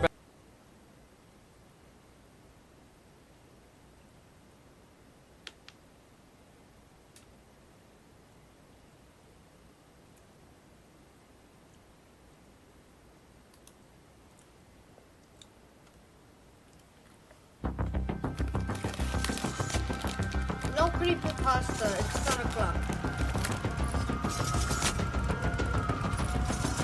Game Theory, proudly riding the search trends of Peanut Butter Gamer's Zelda Month since 2013. And this year, over on his channel, for the top 8 useless Zelda items, I make no small issue about the absurdity of wallets in Zelda games. I mean, Link can shove a slingshot, a hoverboard, multiple bombs, 2 grappling hooks, and a giant ball and chain into his pants. But he has a limit on the number of rupees he can cram in there too? I don't think so. But on the subject of rupees, one question the world wants to know is, how much are they worth in real life? I mean, who wouldn't want their very own rupee? They're so shiny. The value of a Zelda rupee is something I've wanted to tackle for a really long time. So long, in fact, that other YouTubers seem to have beaten me to the punch. But my conclusions are going to be very different. So let's hop right in. Our first challenge here is figuring out what exactly a rupee is made out of. The first hint as to what their real-world equivalent is comes from the first game, The Legend of Zelda. Here, the game's intro screen refers to them as rupees, misspelled with an I. However, the manual calls them rubies, as in the red gemstone. But clearly that's a localization error, right? Rubies are exclusively red, and in Zelda, rupees come in all sorts of different colors: green, purple, blue, black. So even though the names are similar, they can't really be the same thing. Whoa, take off your bunny hood and slow down there, Nutella sportsman. The word ruby is actually just a fancy name for an impure form of the mineral corundum, the second hardest mineral on Earth after diamond. Pure corundum is colorless, but if an element like chromium is present when it's forming, this otherwise colorless mineral adopts a nice red color. This is what we know as a ruby. But if red jewelry is out of season, no worries. Corundum is also available in orange, blue, yellow, purple, green, black, pretty much any color of the rainbow, or Zelda rupee. But rubies are red, I hear you saying. And you're absolutely right, they are. These non-red corundum gems are actually called sapphires. Wait, what? It's crazy, isn't it? We normally think of sapphires as being blue gemstones, right? But they can also be yellow, purple, orange, green, pretty much any color depending on the other elements that are present when the stone is forming. And get this, a sapphire and a ruby are no more different from each other than a blue diamond is from a red diamond. At the end of the day, the red and blue diamonds are still diamonds, made of the same material, carbon, just like how red rubies and blue sapphires are still made of corundum. We just call them fancy names based on their color. Okay, Mr. Game Hypothesizer. See, I can play the Call the Special Guest a Weird Name game, too. What makes you so sure that they're not made of any other mineral? Well, the shape. Minerals can fall into one of 7 crystal families depending on the way their atoms tend to arrange themselves. Things like pyrite and diamonds tend to form cubes, so they fall into the cubic family. The other families are triclinic, monoclinic, orthorhombic, tetragonal, and hexagonal. Depending on the game, Zelda rupees are either shaped like hexagonal bipyramids or hexagonal bifrusta. Either way you slice it, Zelda rupees clearly fall into the hexagonal family. And guess which family corundum just so happens to belong to. That's right, hexagonal. That's another score for corundum. Okay, so we're limited to only members of the hexagonal family. That narrows it down. But what about emeralds, aquamarines, and morganite? They're all fancier names for the mineral beryl, and they come in almost the same colors as corundum. Oh, I had no idea you cared so much about minerals. That rocks. Pun definitely intended. Oh, I don't. I was just reading off a Wikipedia article I pulled up when I got bored listening to you. Oh. Well, sure, beryl is a fine candidate, but we haven't brought up the last piece of evidence, pleochroism. Leopleurodon? It's a Leopleurodon, Charlie. Magical Leopleurodon. Pleochroism. It's an optical illusion that only certain gems are able to create, where changing the angle you're viewing the gemstone from will subtly shift the color of the stone. Crystallographers not only use it to determine the price of a gemstone, but also use it to determine what sort of gemstone they're looking at. Simply turning a gem in your hand can be a really easy way to find out whether you're looking at, say, a green emerald or a green sapphire. Now, if you look at any high-res rupee found in Ocarina of Time, you can see that as they rotate, their colors darken and lighten. That's textbook pleochroism. Minerals like diamond and garnet don't do this, but gem-quality corundum does. In fact, corundum is one of the only minerals that not only comes in multiple colors, but also exhibits moderate to strong pleochroism no matter what color it is. Beryl also exhibits pleochroism, but not at the level corundum is able to achieve, and certainly not to the level that we see it exist in the game. In short, from the name to the color variety to the crystal structure to the refraction, all sources point towards the fact that rupees are indeed rubies and sapphires, corundum-based gemstones. All right. Rupees are rubies. Discovery of the century. Oh, how we marvel at how smart and insightful you are. But cut the chase. How much are these guys worth? Well, to calculate that, we're gonna have to find their height, volume, and density. In the Majora's Moon episode, I calculated young Link's height at just over 4 foot 2 inches. Wait, wasn't he 10 feet tall? No, that was Wario. Oh, my bad. No, not yours. Mine. Definitely mine. So we can use Link's height to calculate the length of all the edges of the in-game rupees, and then use those numbers to calculate the area of the hexagonal base, and use that number to calculate the volume of the entire rupee. Easy peasy, PBGBs. Sounds super exciting. I'm just gonna be over here playing Triforce Heroes to help me concentrate. So Link measures in at 4 feet 2 inches, and the in-game rupees are almost half that size at just over 2 feet, or 61.51 centimeters tall, and measuring apex to apex 5 inches, or 12.7 centimeters wide. Since the base of the rupee is a hexagon with 3 sets of parallel edges, that makes calculating its area much easier. It can be divided into 2 perfectly congruent isosceles trapezoids, so we only need to find the area of one trapezoid and then multiply it by 2. Reflexive property for the win. So the area of a trapezoid is base 1 plus base 2 divided by 2 multiplied by height. Base 1 is 15.5 inches, base 2 is 24.22 inches, and the height is 2.5 inches. Plugging the numbers in, we get 49.65 inches squared, and since, as we said, we have 2 trapezoids, the total area of the base of the rupee is 99.3 square inches, or 640.64 square centimeters. Oh boy! Time for the volume. Oh, can I read this part of the script, please? I haven't had enough speaking lines yet. Knock yourself out. The volume of a bipyramid is 2/3 base area times height. We already know our base area is 99.3 square inches, and our height from base to apex is 2.5 inches, so plugging the numbers in, we get 165.5 cubic inches, or 2,712.05 cubic centimeters. That was fun! Can I do this more often? Anytime, my friend. Since rupees are colored, that means that they're impure forms of corundum. The density of impure corundum varies because, well, it's impure, but the density of sapphire tends to be around 65.22 grams per cubic inch, or 3.98 grams per cubic centimeter. That means, get this, we have 10,793.9 grams, or 24 pounds of green sapphire on our hands for a single rupee. Jeez, forget about iron boots. Just strap your giant's wallet to your back and you'll sink faster than a sack of Gorons. The price for a green sapphire is anywhere between $250 and $760 per carat. Now, using what we learned about crystallography from the Minecraft Diamond Armor episode, we can assume that these opaque green rupees are going to skew towards the lower end of that price range. Meaning that, drumroll please,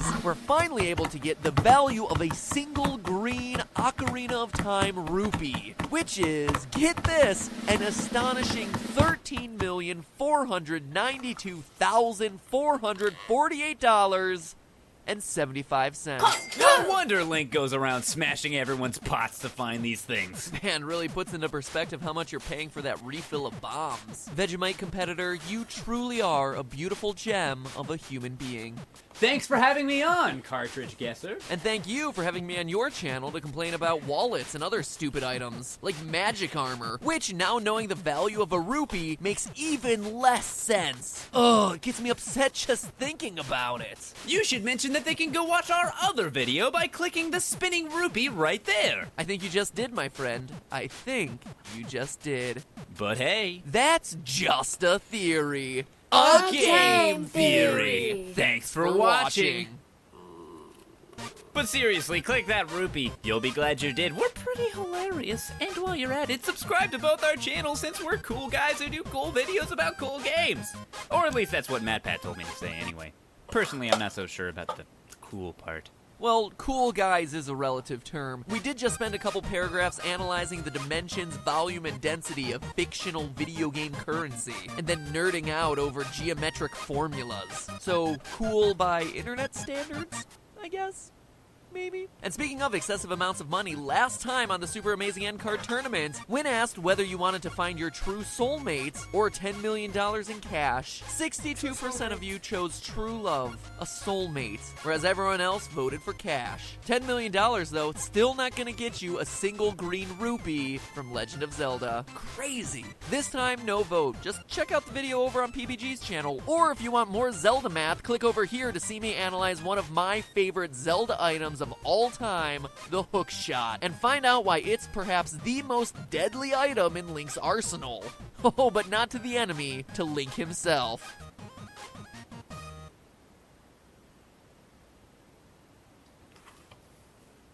Thanks for having me on, Cartridge Guesser. I did it.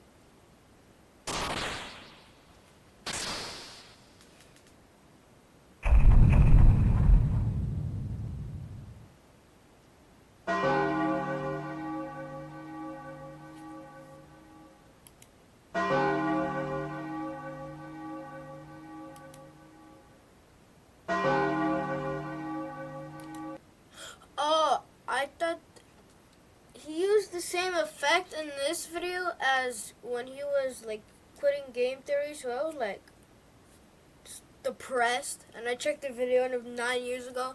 I was like,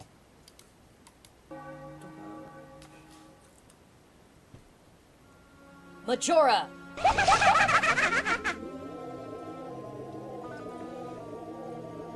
Interesting talk for one like you.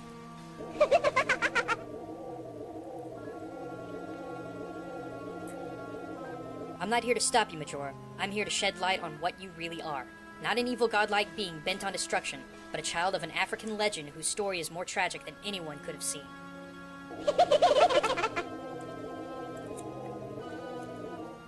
In all of my research of cultural parallels between Termina and Africa, you, my friend, are by far the most interesting link.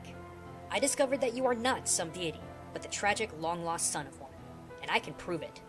It took some digging, but hidden away on the internet I found an interesting South African folk story. It's called the Moonchild.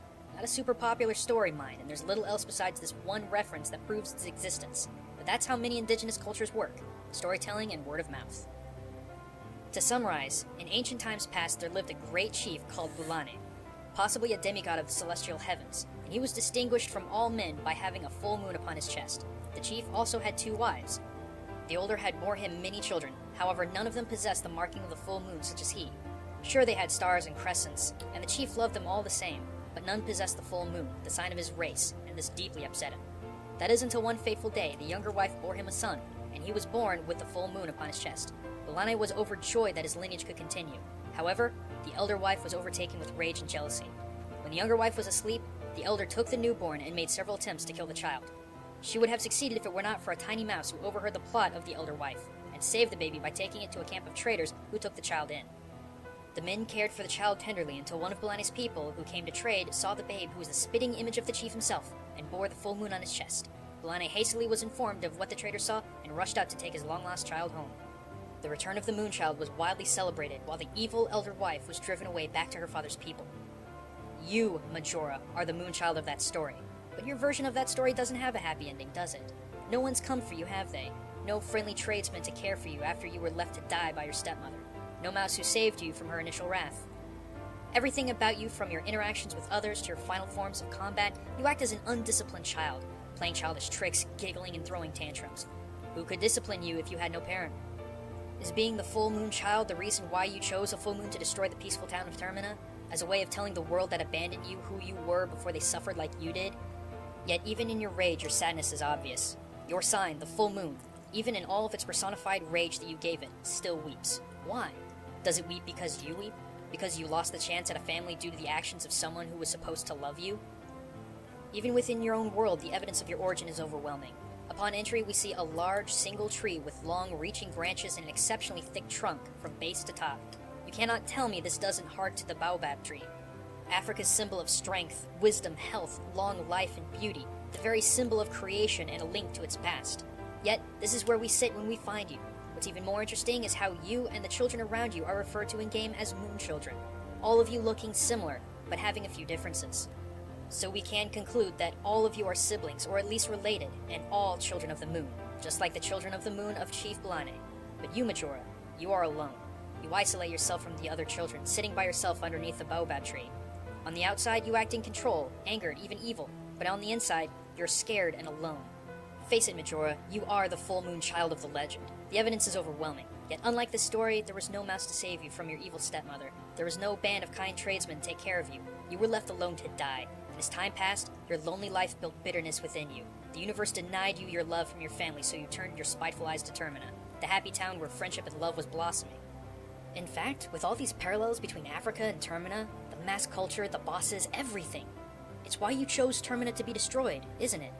It was all so familiar. It was the symbol of the very way of life that scorned you. You wanted them to suffer like you did.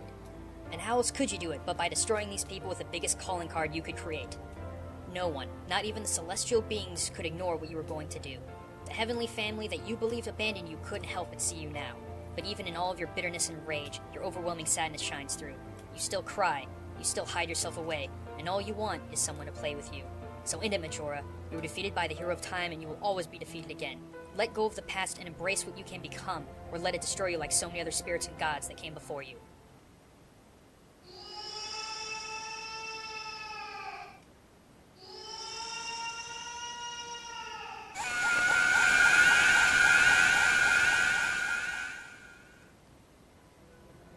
In our existence, so many ancient stories of God, man, and spirits end so tragically. I hope yours ends the way it was supposed to. Hey everyone, thanks for sticking with me through my Majora's Mask miniseries. It was a lot of fun to put together. I've been hearing a lot of people talk about South America being a big influence to this game, so who knows, I might be able to come back to it. Also, a big thanks to the artists and musicians that made it happen, my patrons, and cool enough, Crunchyroll for sponsoring it. Personally, I've enjoyed what this service does long before I started doing videos, so it was pretty exciting when they approached me.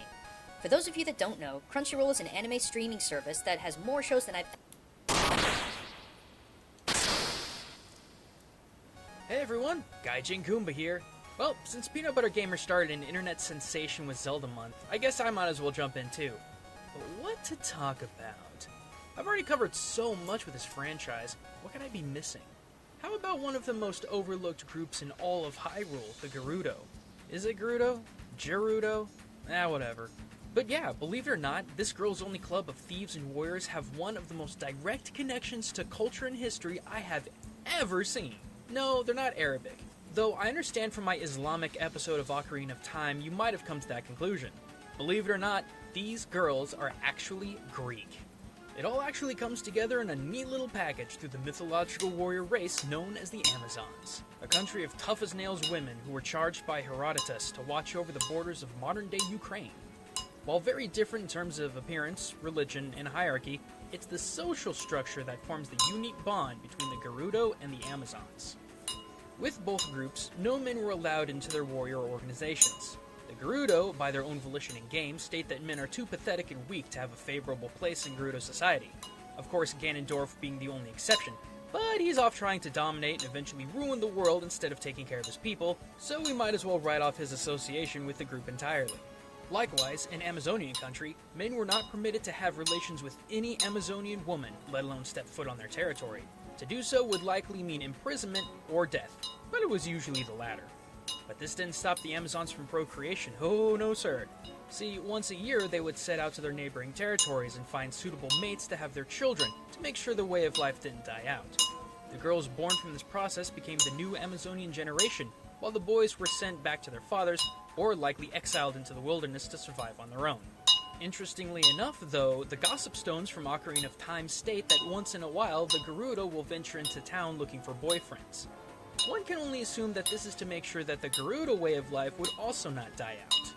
However, when the Carpenters attempted to make their way into Gerudo Fortress to join them, they were immediately captured for simply trespassing, mirroring much of how the Amazons treated trespassing men. Now, not to get really dark with a children's game, but why would the Gerudo capture them instead of executing them? Again, by their own volition, the Gerudo see men as weak and worthless, so why bother keeping them around? Well, this is one of the more dark aspects of Amazonian culture, and very likely Gerudo culture.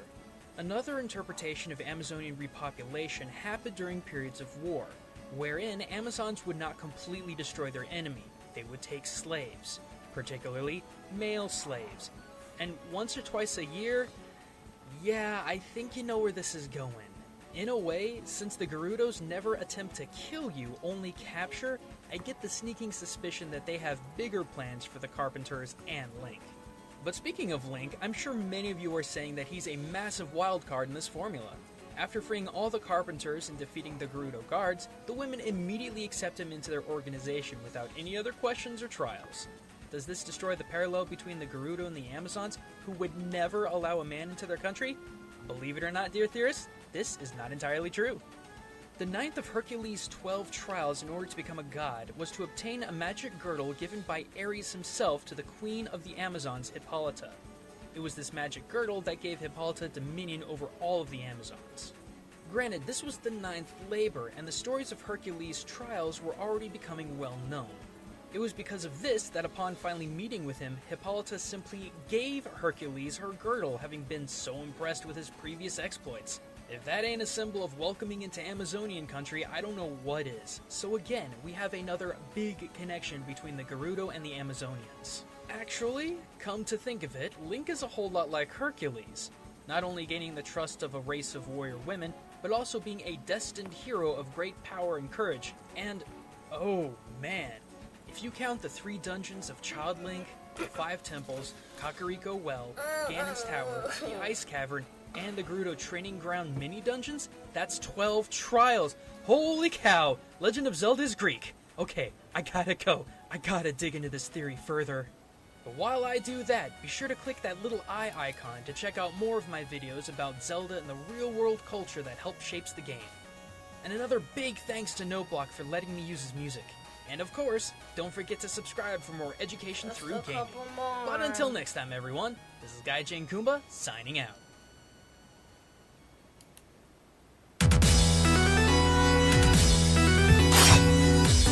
Link from the Legend of Zelda series is one of Nintendo's most iconic characters, and a mainstay in the Smash Bros. Series. That's why today, we're going to take a look at the Hylian hero's moveset origins, and those of his two clones, Young Link and Toon Link. I'm not going to dwell on Link's basic sword swipes and slashes, because it should be obvious that there's simple moves from Ocarina of Time. However, I will mention that Link's up and down aerials are based on his up and down thrust from Zelda 2 The Adventure of Link. Sure, you most likely already knew that. You also probably know that his up special is the spin attack, which was first introduced in A Link to the Past. From Brawl on forward, Link could charge it up, making it function a lot like how it was originally activated. However, Link's forward aerial is also a spinning attack, which could possibly be an uncharged spin attack. Take Ocarina of Time for example. You can charge up the spin attack and the great spin attack, or you can just twirl the stick for a less flashy and less powerful one. Speaking of Ocarina of Time, it looks like the last hit of Link's neutral attack combo could be based on the thrust that kills Ganon in that game, or it could, you know,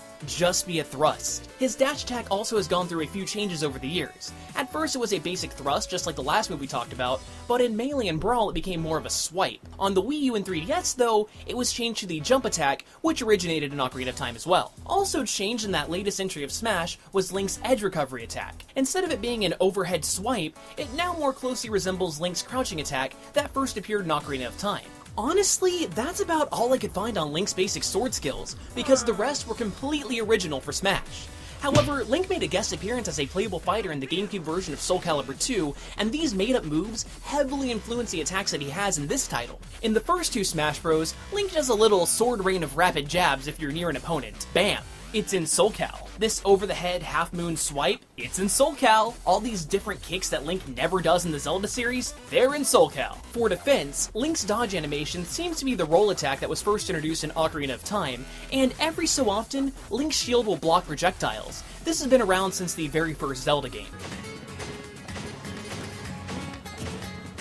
But look, I know you guys don't care about any of this, because the main things that define Link are his items. This man can carry an entire arsenal on him at all times. In fact, these items can also help us identify which Link is which in Smash Bros. For example, in the first two Smash Bros. Games, Link is based on his adult Link incarnation from Ocarina of Time. You can tell this because of his outfit and shield, but also because of his items. Link's down special are his bombs, which first appeared in Zelda 1, where they were used to damage enemies and reveal hidden passageways. Originally, the bombs were merely dropped, but ever since Link to the Past, they can be picked up and thrown. Link's grapple has him pull out his hookshot, which was first seen in A Link to the Past. You can snag opponents to reel them in, or you can use it as an extended ledge grab. His neutral special is the bow, which has also been around since the first Zelda, but this move was actually added in Melee. See, the original N64 version of Smash did not have side specials, which is why his original neutral special, the Boomerang, was moved to the side when Melee came out. Oddly enough, the Boomerang could not be used by adult Link in Ocarina of Time, but was probably given to Link as a reference to his previous entries in the series. The Boomerang was also first seen in Zelda 1,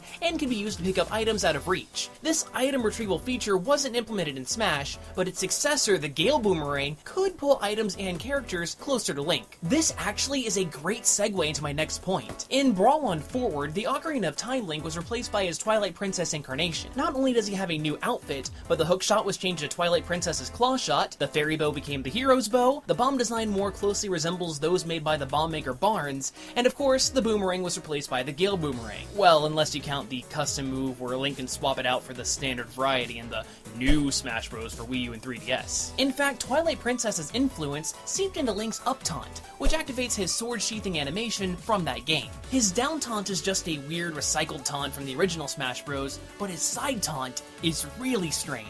Link seems to pull out Navi from Ocarina of Time, which directly contradicts everything that we've seen. It can't be a fairy that Link had bottled, because in Twilight Princess, those were red and this is blue. The only thing that I can think of is that in the Wii version of Twilight Princess, Princess, a blue fairy is the Wiimote cursor. Still, that's kind of a stretch. Where the normal Link is based on the heroes of Ocarina of Time and Twilight Princess, young Link, on the other hand, can either be from Ocarina of Time or Majora's Mask. Let's take a closer look.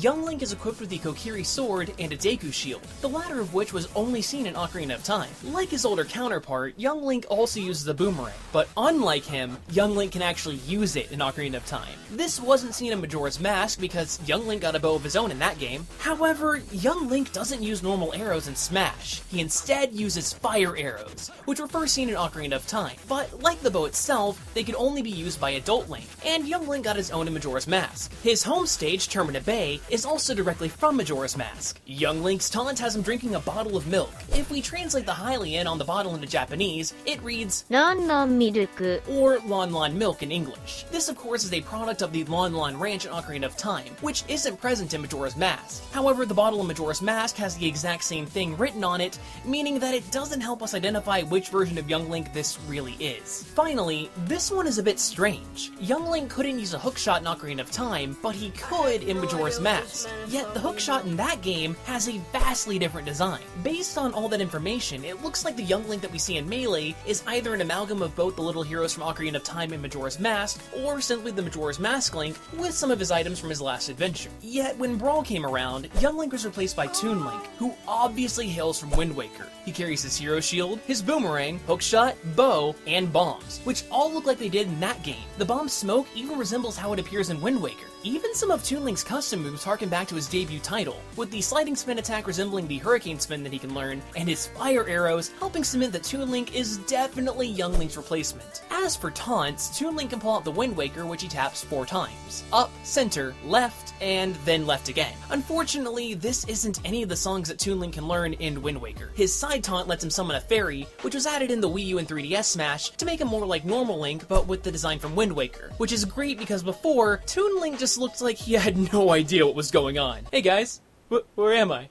Hello? But Drake, you might be wondering, what's going on with Link and Toon Link's final smash? Honestly, nobody really knows. The Links brandish their Triforce of Courage, sandwich their opponents between 2 Triforce projections, and start slicing away. Some people claim that it resembles how Link finishes off Ganon in Ocarina of Time, but that seems like a stretch. It doesn't matter where it comes from though, because it just looks cool. But you could look cool with some exclusive goodness from Loot Crate. Last month's Time Crate had some excellent merchandise like this Bill and Ted t-shirt, an exclusive Doc Brown pop figure, and this hoverboard statue, but this month's Combat Crate looks like it will be even better. They're promising exclusive merch from Fallout 4 and Blizzard. How cool is that? Just go to lootcrate.com/theorist and use the promo code theorist at checkout, and you can get yourself 10% off. Just make sure to do it by the 19th, or you'll be missing out. If you want more Smash history though, just click that little eye in the corner of the screen and check out the in-depth history of the Temple stage. You watched this episode on the link, so you might get a kick out of that one. It just makes sense.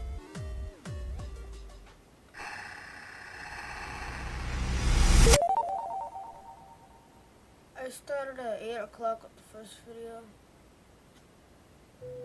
That's now 7:26.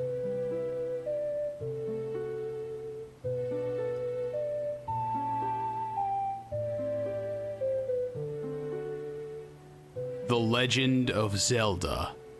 Between its swords and shields, its heroes and villains, the magic of its adventure, it's arguably the most iconic fantasy franchise in gaming today. But it was never intended to be that. In fact, it started as something smaller and more intimate. Something personal.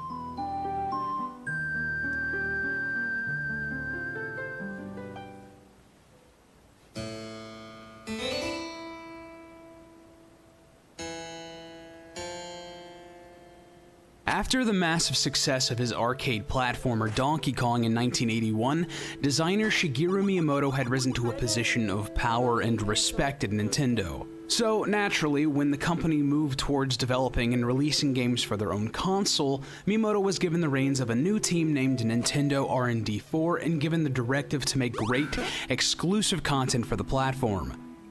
In the beginning, Miyamoto had 2 very basic ideas that he wanted R&D4 to work on concurrently. The first was very linear, where the events of its story and its gameplay happened in a strict sequence. Super Mario Bros. Eventually emerged from this idea. The second was very much the opposite, intentionally so. Miyamoto wanted this project to be as open-ended as possible. He wanted players to actually have to think about what to do next, to solve puzzles and to plan ahead.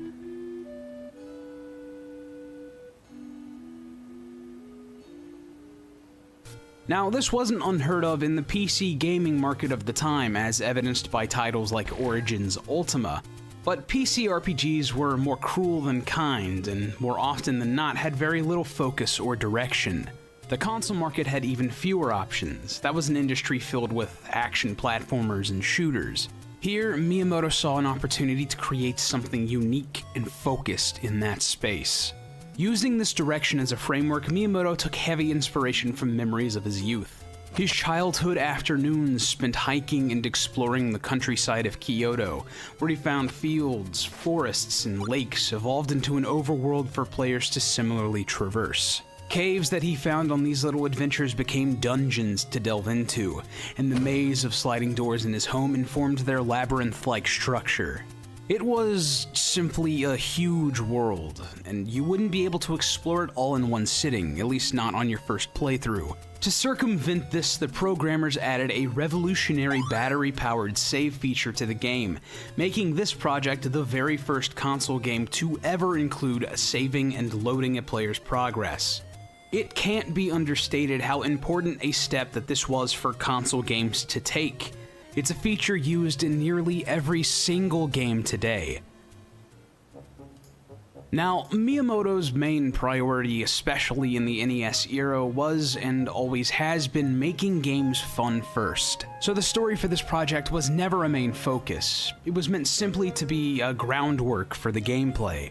So it's not that surprising to learn that Miyamoto wasn't actually the writer for this project. Instead, his co-director Takashi Tezuka took on that role. Tezuka was a longtime fan of classic high fantasy novels like J.R.R. Tolkien's Middle-earth and Saga, but unlike the grandeur of Tolkien's stories and mythos, this adventure felt decidedly smaller, like something more akin to fairy tale than high fantasy.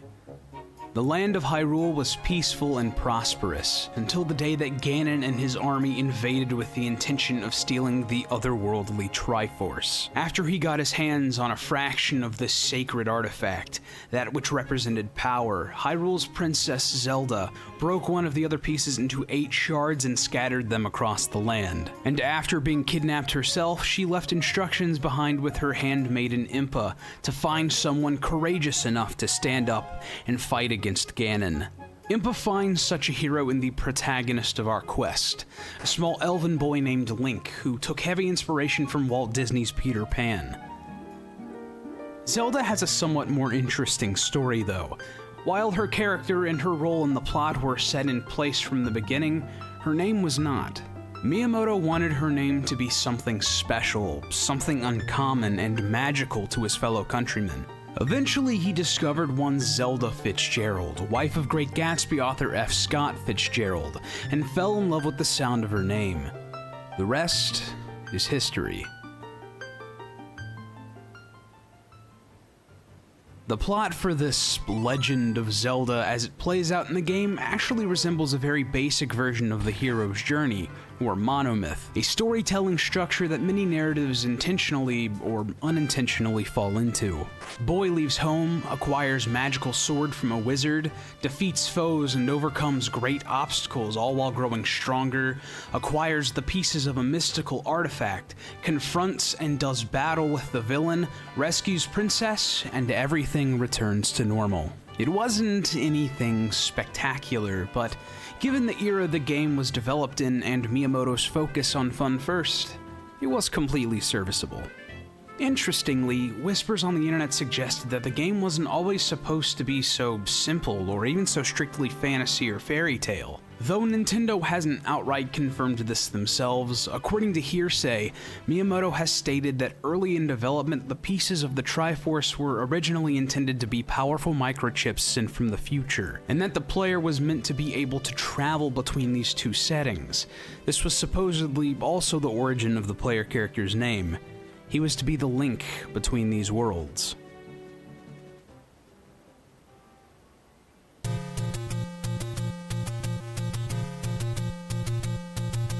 The final piece needed to complete this puzzle was a soundtrack that matched the fantastical tone of the game and its world. The natural choice for a composer was Koji Kondo, a Nintendo employee who was quickly becoming their go-to in-house musician, having previously composed Punch-Out and Miyamoto's other project, Super Mario Bros. Kondo would spend ages working on his music, writing the pieces and then listening to them for hours. His thought process was that if gamers were to listen to his soundtracks over and over and over, he would do the same to ensure that it didn't get repetitive. And the result of all this hard work was definitely worth it. You can't call Koji Kondo's Zelda music anything but iconic. Like, you know you've got something special when even the simple jingles from your game have entered the public consciousness. Though the total number of tracks in the game was a bit lacking, only about 5 full songs, almost every single one has left a lasting impact. The opening theme is equal parts epic and foreboding, preparing players for the journey that they were about to embark on.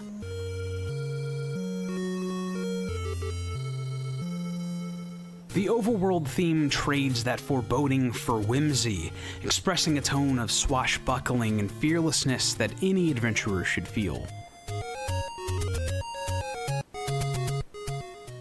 And yet, the labyrinth theme is creepy, with notes just crawling out of the speakers one after another to make you as uncomfortable and as uneasy as the dungeons they accompany should. It was brilliant.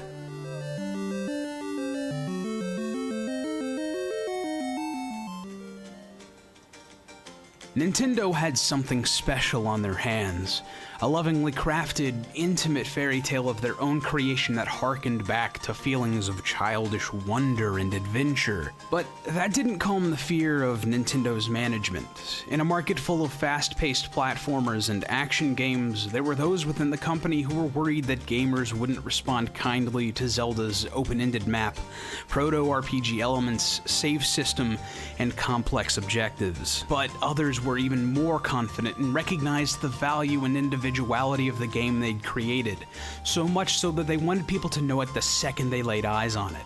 They did this in North America by giving Zelda unique golden packaging with a portion of the front cut out to show its similarly gilded cartridge. The Legend of Zelda was released on February 21st, 1986 on the Famicom in Japan, and on August 22nd, 1987 on the Nintendo Entertainment System in North America.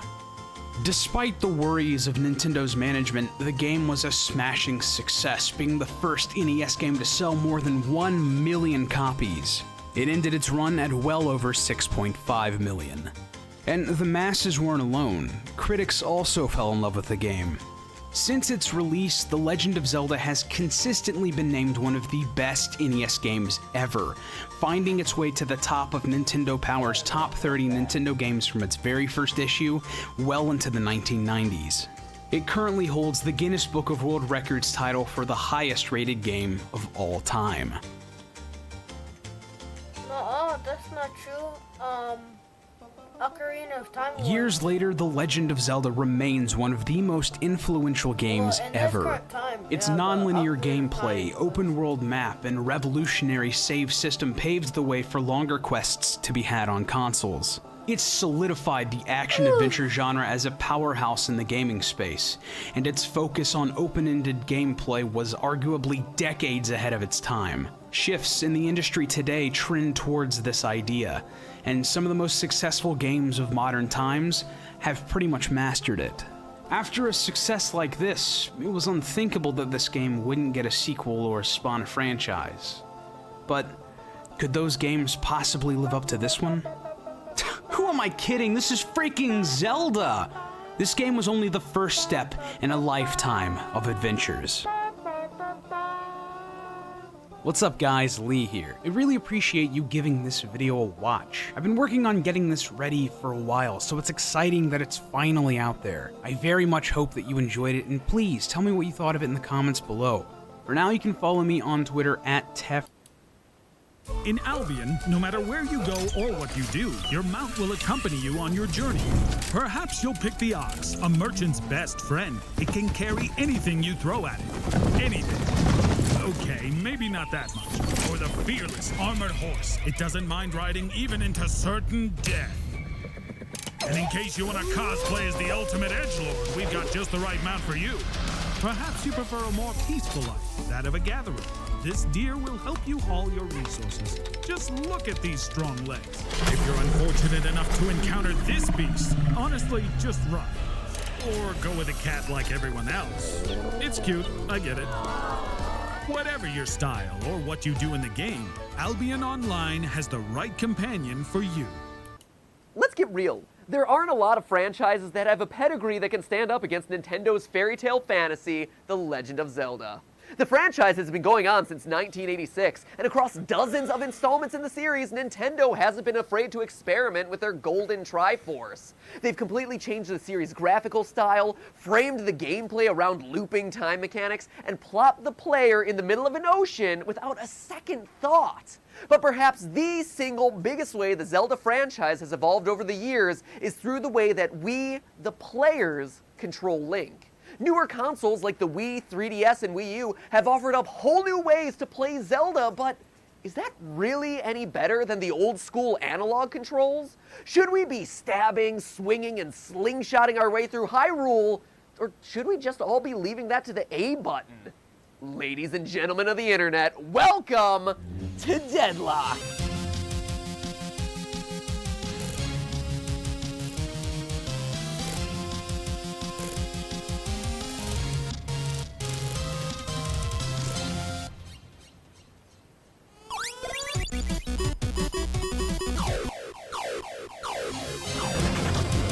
My body is ready.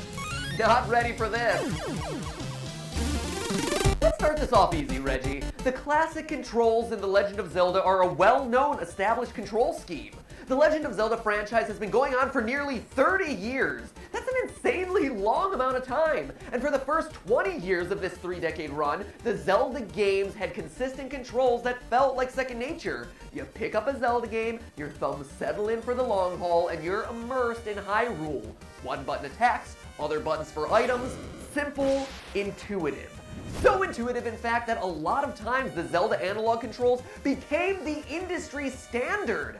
Just look at Z targeting in Ocarina of Time. It pioneered an elegant solution for combat in a 3-dimensional space. It's brilliant, Reggie. Brilliant. Truly brilliant. Well, thanks, Matt. Then why fix what ain't broken?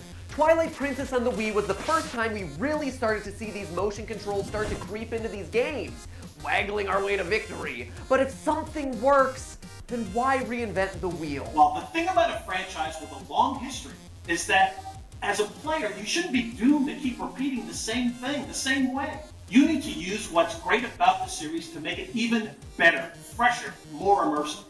And at Nintendo, one way we do this is through our control systems.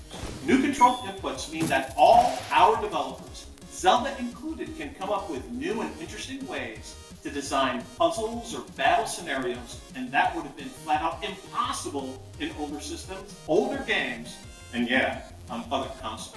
If you want an example from Zelda, look no further than Skyward Sword. With the one-to-one controls offered by the Wii Motion Plus, Nintendo was able to design enemies that could only be attacked from specific angles. They were able to incorporate doors that would only open if you moved your controller in a specific way. Those sorts of innovations would have been impossible just 15 years ago, and it allows Nintendo to give more control to the player than ever before. That's good change, not bad. Sure, and we're talking about when it's done right. But the problem with a lot of this is that it feels imprecise. You cannot beat the accuracy of classic controls. I push the button, boom, it happens on screen. You say the goal is immersion, but nothing takes me out of a game faster than when you try to input something correctly and it just doesn't work. Whether it's caused by batteries running low, a glare on the sensor, or just my body being too frail to waggle correctly. What's more immersive? Pressing a button and swinging a sword in the same motion every time? Or engaging in a real one-to-one sword battle with a skeleton pirate king on top of a desert ghost ship? That battle was really cool. And if we're talking about accuracy, look no further than Super Mario. The Wii U gamepad and its touch controls paved the way for games that have allowed us to do things that you would never want to do with an analog controller. Could you imagine designing a level in Super Mario Maker with just a 4-way controller and a B button? And look at Splatoon. You'd be hard-pressed to find a serious Splatoon player who doesn't aim with the gyroscope. Sure, with some games it makes total sense, but with Zelda? Convince me, Reggie. Convince me. The human body is not ready. It's an inaccurate machine. Your arms can shake, your hand-eye coordination might not be the best, and we aren't surgeons here, so our hands aren't always going to be steady enough to pull a 2-pixel-wide arrow shot. Input technology like motion or touch that relies on these sorts of things can be infuriating. Many a time have I struggled to hit that clay pot with an arrow simply because the crosshairs on the screen were too jittery. Gross movements work well, like sword fighting, but fine aiming, it can get tough. It can get really tough. Any response, Reggie? Get good, MacPat. Get good. Wow, if that's the way it's gonna be, the gloves are coming off. Let's talk about lag, shall we? Older controllers were wired, meaning that there was less input lag. Every gamer knows that their biggest enemy, wherever it comes from, is lag. And motion controls slow the gameplay experience way down. Way down, Reggie. MacPat, you're clearly reaching. If you're missing attacks, that's on you, not the controller. And most controllers haven't been wired for the better part of the last decade, Nintendo or otherwise. Get with the times, my man. But so many people misuse motion controls or insert them arbitrarily in games in what comes off as a gimmick. Or worse, just don't make the games because it's too difficult to figure out how to use these new control schemes properly. What do you do then, Reggie? There's always going to be a learning curve with these sorts of things, as people and developers adjust and adapt to a new way of doing it. But the great thing about motion and touch is how many more options are available and open to us simply because you're no longer limited by physical buttons. A touchscreen can be literally any number of buttons at any time. And Skyward Sword was one of the first times you had the ability to move your sword in a precise angle in ways that would be simply impractical or impossible with traditional controls. But are you missing the forest for the trees? There are still opportunities to innovate with Zelda while still using classic controls. Just look at the critically acclaimed Link Between Worlds, a game that, for the most part, had a traditional control scheme. The innovation there came from how the dungeons use the depth and wall mechanics. It's a great game, very unique, and still no need to mix it up with unnecessarily complicated controls. But think about the bigger picture here, Matt. While you as a battle-hardened gamer may look at the old-school controller and be able to pick it up no problem, think about those who are unfamiliar with video games and want to give it a shot. A new gamer who wants to play through Ocarina of Time might not know where to begin with N64's 3-prong controller. Alright, I'll concede the point. I've known dozens of people who gave up on gaming when it made the jump to 3D because there were just too many button inputs. It's easy for us today to just assume that these things are intuitive because so many of us grew up with a controller in our hands. But each button you add, each dimension you include, you change the game for everyone. Exactly. And on the other hand, controllers like the Wii Remote and the Wii U gamepad are far more approachable because they look like everyday items that are already lying around the house. A TV remote or a tablet. What's more, they're incredibly intuitive to use. If you're running around Skyloft with your sword and shield, and you swing the remote, of course Link is going to swing his sword just like you do. It makes all the sense in the world. Nintendo believes in the future of gaming by creating games that are inclusive and give everyone a chance to play. And I totally respect and appreciate that. I think that what Nintendo does for the gaming industry is so important. But my fear, quite honestly, is for you and the health of your company, Reggie. You create these fantastic games that are fun and bright and inclusive, but I worry that they just get hampered down by the need for non-traditional control schemes.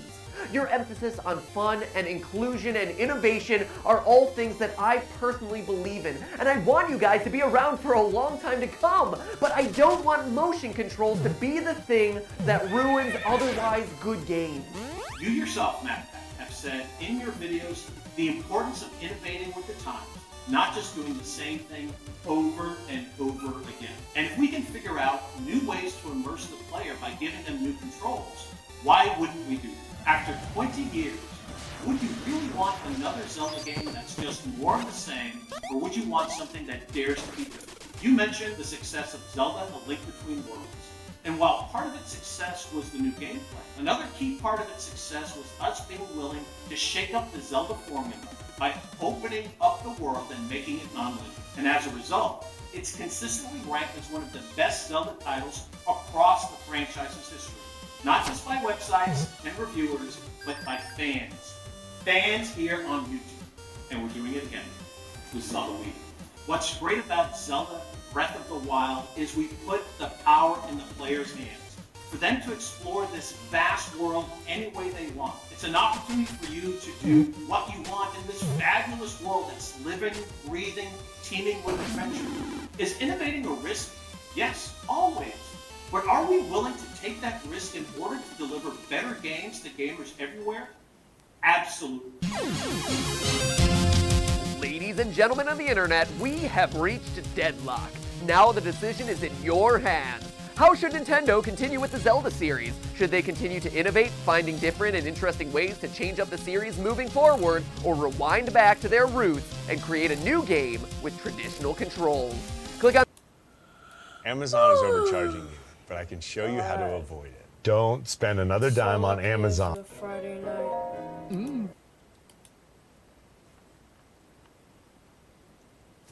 3 more videos to go.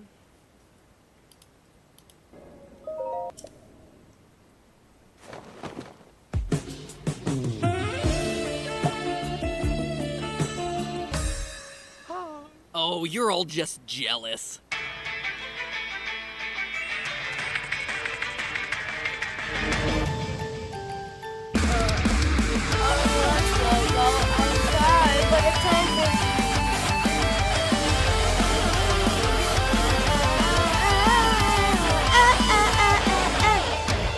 Hello, Internet! Welcome to Game Theory, the only show that's consistent across all the Zelda timelines. So today's theory's been a long time coming, and by long time I mean since March, which is, let's face it, a literal eternity when you're on the internet. I mean, in that same span of time, we've had no less than 3 YouTube is over parties, but thankfully, YouTube is still here, though meme didn't overstay its welcome, and I'm finally ready to cover Zelda Breath of the Wild's timeline placement. Now, for those of you who haven't played Breath of the Wild, well, it means you probably don't have $300 to burn on a Switch, since literally everyone who has a Switch has played this game. But it's a game you gotta play, so pause this video, find someone who has a Switch, befriend that person by giving them food and compliments, invite them to a sleepover to play games, wait for them to fall asleep, grab their Switch, move to a different state, and change your name. It's as easy as that. Don't worry, this video will be here when you get done. Great, you've unpaused the video, meaning that you're now a wanted criminal, and that you're finally ready to talk Breath of the Wild's timeline placement. So in the game, you play as Link. No big surprises there, as he wakes up from a 100-year nap to find Hyrule devastated by Calamity Ganon. Basically, it's Ganon on evil energy steroids. Swole and roided up. And it's up to you to reawaken 4 ancient Power Ranger Zords, go Hyrule champions, and defeat Ganon once and for all. But before we can properly identify where this is in the timelines, we need to understand the basics of those timelines. Now, I'm not gonna go too in-depth here. For that, there's this really old, really cringy game theory that you can laugh at me for up in that eye icon in the upper right-hand corner. Watch that and tell me, yeah? Those are the good old days of game theory? Okay, sorry my friends, your memory has betrayed you. Either that or, man, I am trying way too hard these days. Time to dial it back. Anyway, here's a brief summary. The timeline starts with Skyward Sword and remains linear up until Ocarina of Time, at which point it splits in 3. During Ocarina, you travel through time with the Master Sword, being a child in the past and an adult in the future. At the end of the game, 3 timelines are created, because time hopping always causes a problem. One follows the adult timeline that you just saved from Ganon. The second follows Link as he transforms back into a child at the end of the game. And finally, the third one's where you fail to defeat Ganon, you die, and the giant pig man takes over the Triforce. That's right, every time you blow yourself up with your own bombs, Ganon goes on to rule Hyrule. Way to go, hero of time. Way to go. Sarcastic slow clap. Alright, so now that you're all caught up with the timeline, what do we know for sure about Breath of the Wild's placement? In an interview with Game Informer in February before the release of the game, Legend of Zelda director Eiji Aonuma was asked if Breath of the Wild takes place before or after Ocarina of Time. His response: 後です。 Great! Super helpful there, buddy. Which means it's time for us to put on our tunics of the theorist and get to digging. Now, before we get too deep into this, there's some quote-unquote evidence that we need to take off the table. Amiibos. Any weapon, piece of armor, or wolf version that comes from Amiibo is taken off the table, since Amiibo items are more like Easter eggs than canon. I mean, you can't really trust treasure chests that pop out of thin air. To make sure that we are staying as canon as possible with this one, we are only using items and clues that can be physically found in the game.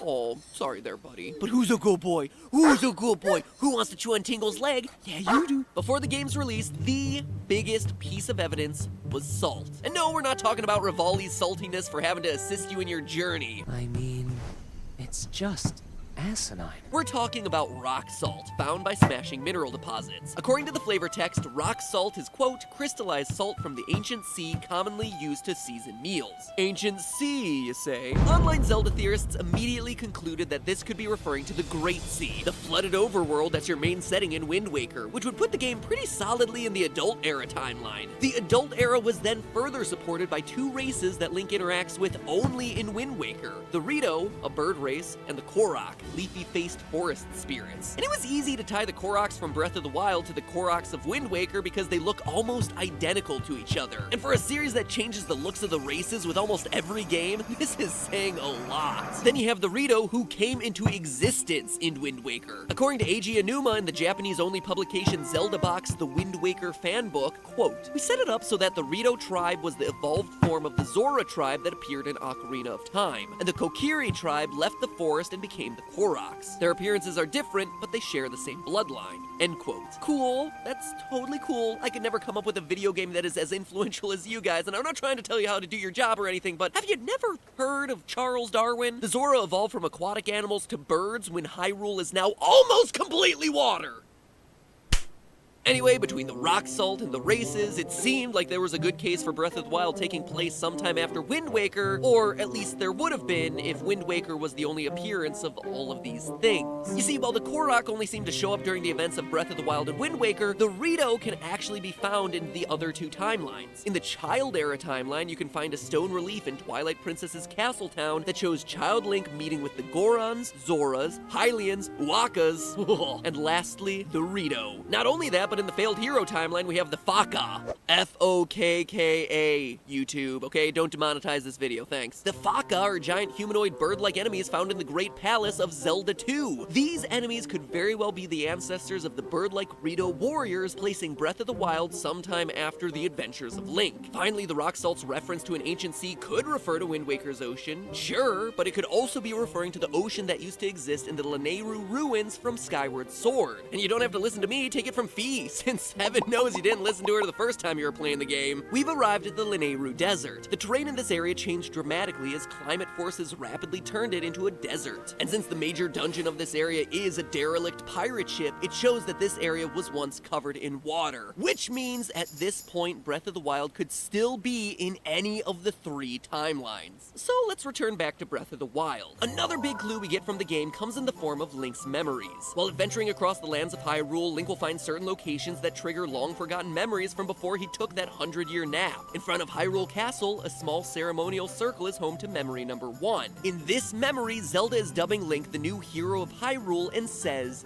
this: Whether skyward bound, adrift in time, or steeped in the glowing embers of twilight. Now, Skyward Bound and Adrift in Time are obviously referring to Link's battles in Skyward Sword and Ocarina of Time, both of which are constant across all timelines. But it's that glowing embers of twilight that's kinda specific to the events of Twilight Princess. In all the games that occur across all the timelines, Twilight Princess is the only game where Link deals with the Twilight Realm. So the fact that Zelda mentions this particular event is a pretty big hint towards Breath of the Wild landing in the Child Era timeline. Or they're like super sleepy. Dude, my legs are burning right now. I have a scab. I have like a peeled scab. And my leg is burning. Crazy.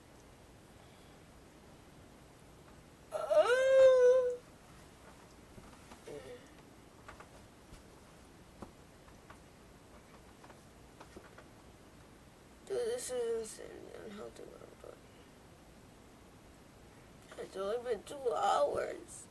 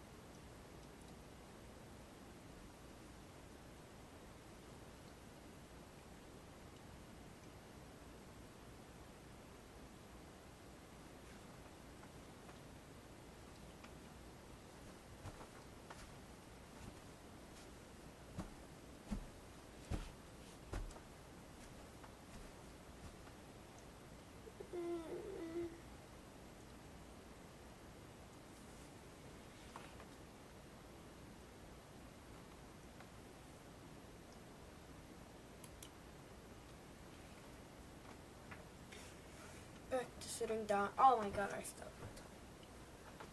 It's probably good that I feel pain so I can actually wake up.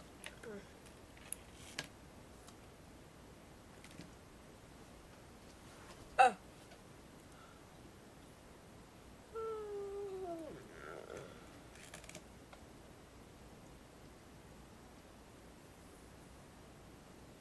I cannot hear anything.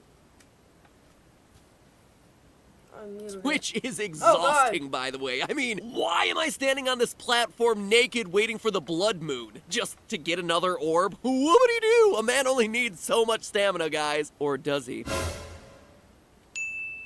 By conquering every shrine, you unlock 3 special chests, which contain the tunic, cap, and trousers of the wild. They're some of, if not the best equipment items. And you know they're gonna be an important reward because they're the prize for pretty much completing the game. I mean, I know my buddy Gerard the completionist would argue that you can also collect all the Korok seeds and iPad pictures and level up all the armor, but seriously, beating every dungeon is usually where most people are gonna draw the line there. Anyway, I'm sure you're all asking what's so important about these items. It's just Link's green outfit, right? Wrong. Let's see if you can spot what I'm talking about. Look at this art from the first ever Zelda game. Here's Zelda 2, Oracle of Ages and Seasons, Link to the Past, Link Between Worlds. Now look at Link from Twilight Princess, Wind Waker, Phantom Hourglass, Majora's Mask. Did you see it? The yellow stripe in the hat, in every single game from the failed hero timeline, Link's hat has that signature yellow band in it. But in every other timeline, he only has a straight green hat. Not Twilight, not Majora's Mask, not Wind Waker or Phantom Hourglass. And look once more at the Hat of the Wild. Yellow stripe. This blew my mind. I was so floored finding this, because for years all us Zelda fans were assuming that Nintendo just threw together this 3-split timeline because they needed a solution for something that they had never actually planned out but that the fans were begging them for. We thought it was a cop-out, but no! This detail proves not only that Breath of the Wild belongs to the failed hero timeline, but that Nintendo has been keeping track of their continuity from the very first game in the series. And there you have it. Taking in all the evidence, the scales greatly tip in favor of Breath of the Wild being at the end of the failed hero timeline. Yes, there's still that reference to the Twilight, but in foreign translations of the game, Zelda also mentions sailing the high seas, so maybe the Triforce of Wisdom gives her vision across all the different timelines? I don't know, but I can totally see it being a thing. Regardless, I'd say that the physical evidence is rock solid. Spectacle rock solid. The only pieces of evidence that can't be explained away via appearances in other timelines all point to the failed hero branch. So there you have it. Feel free to confirm it, Nintendo. And heck, if you're upset with the results, just be glad we didn't find a way to tie it into the CDI timeline. Oh no! Oh no, he's got a yellow strap! But hey, that's just a theory. A game theory. Thanks for watching.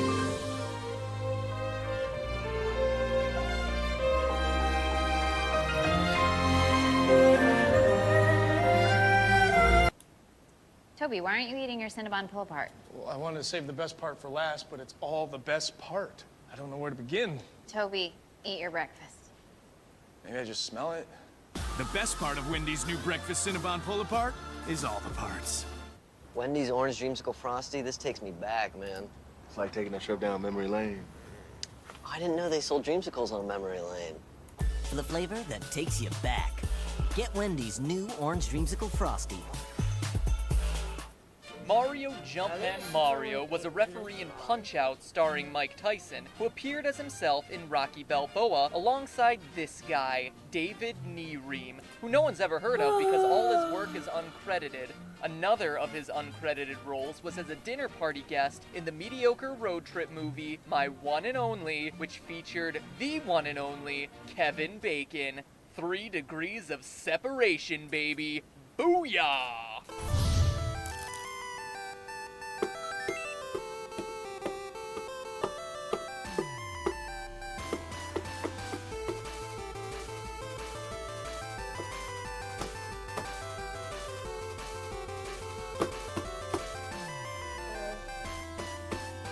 Hello, Internet. Welcome to Game Theory, the show that D-list celebrities turn to when they're not invited on Dancing with the Stars. Last time we covered a huge number of cameos intended to unite all gaming universes, and with your comments filling in the connections I didn't know or didn't have time to cover, we were able to pull together everything from Halo and Guitar Hero to Japanese games I can't pronounce like Getsu Fumaden and Automedius.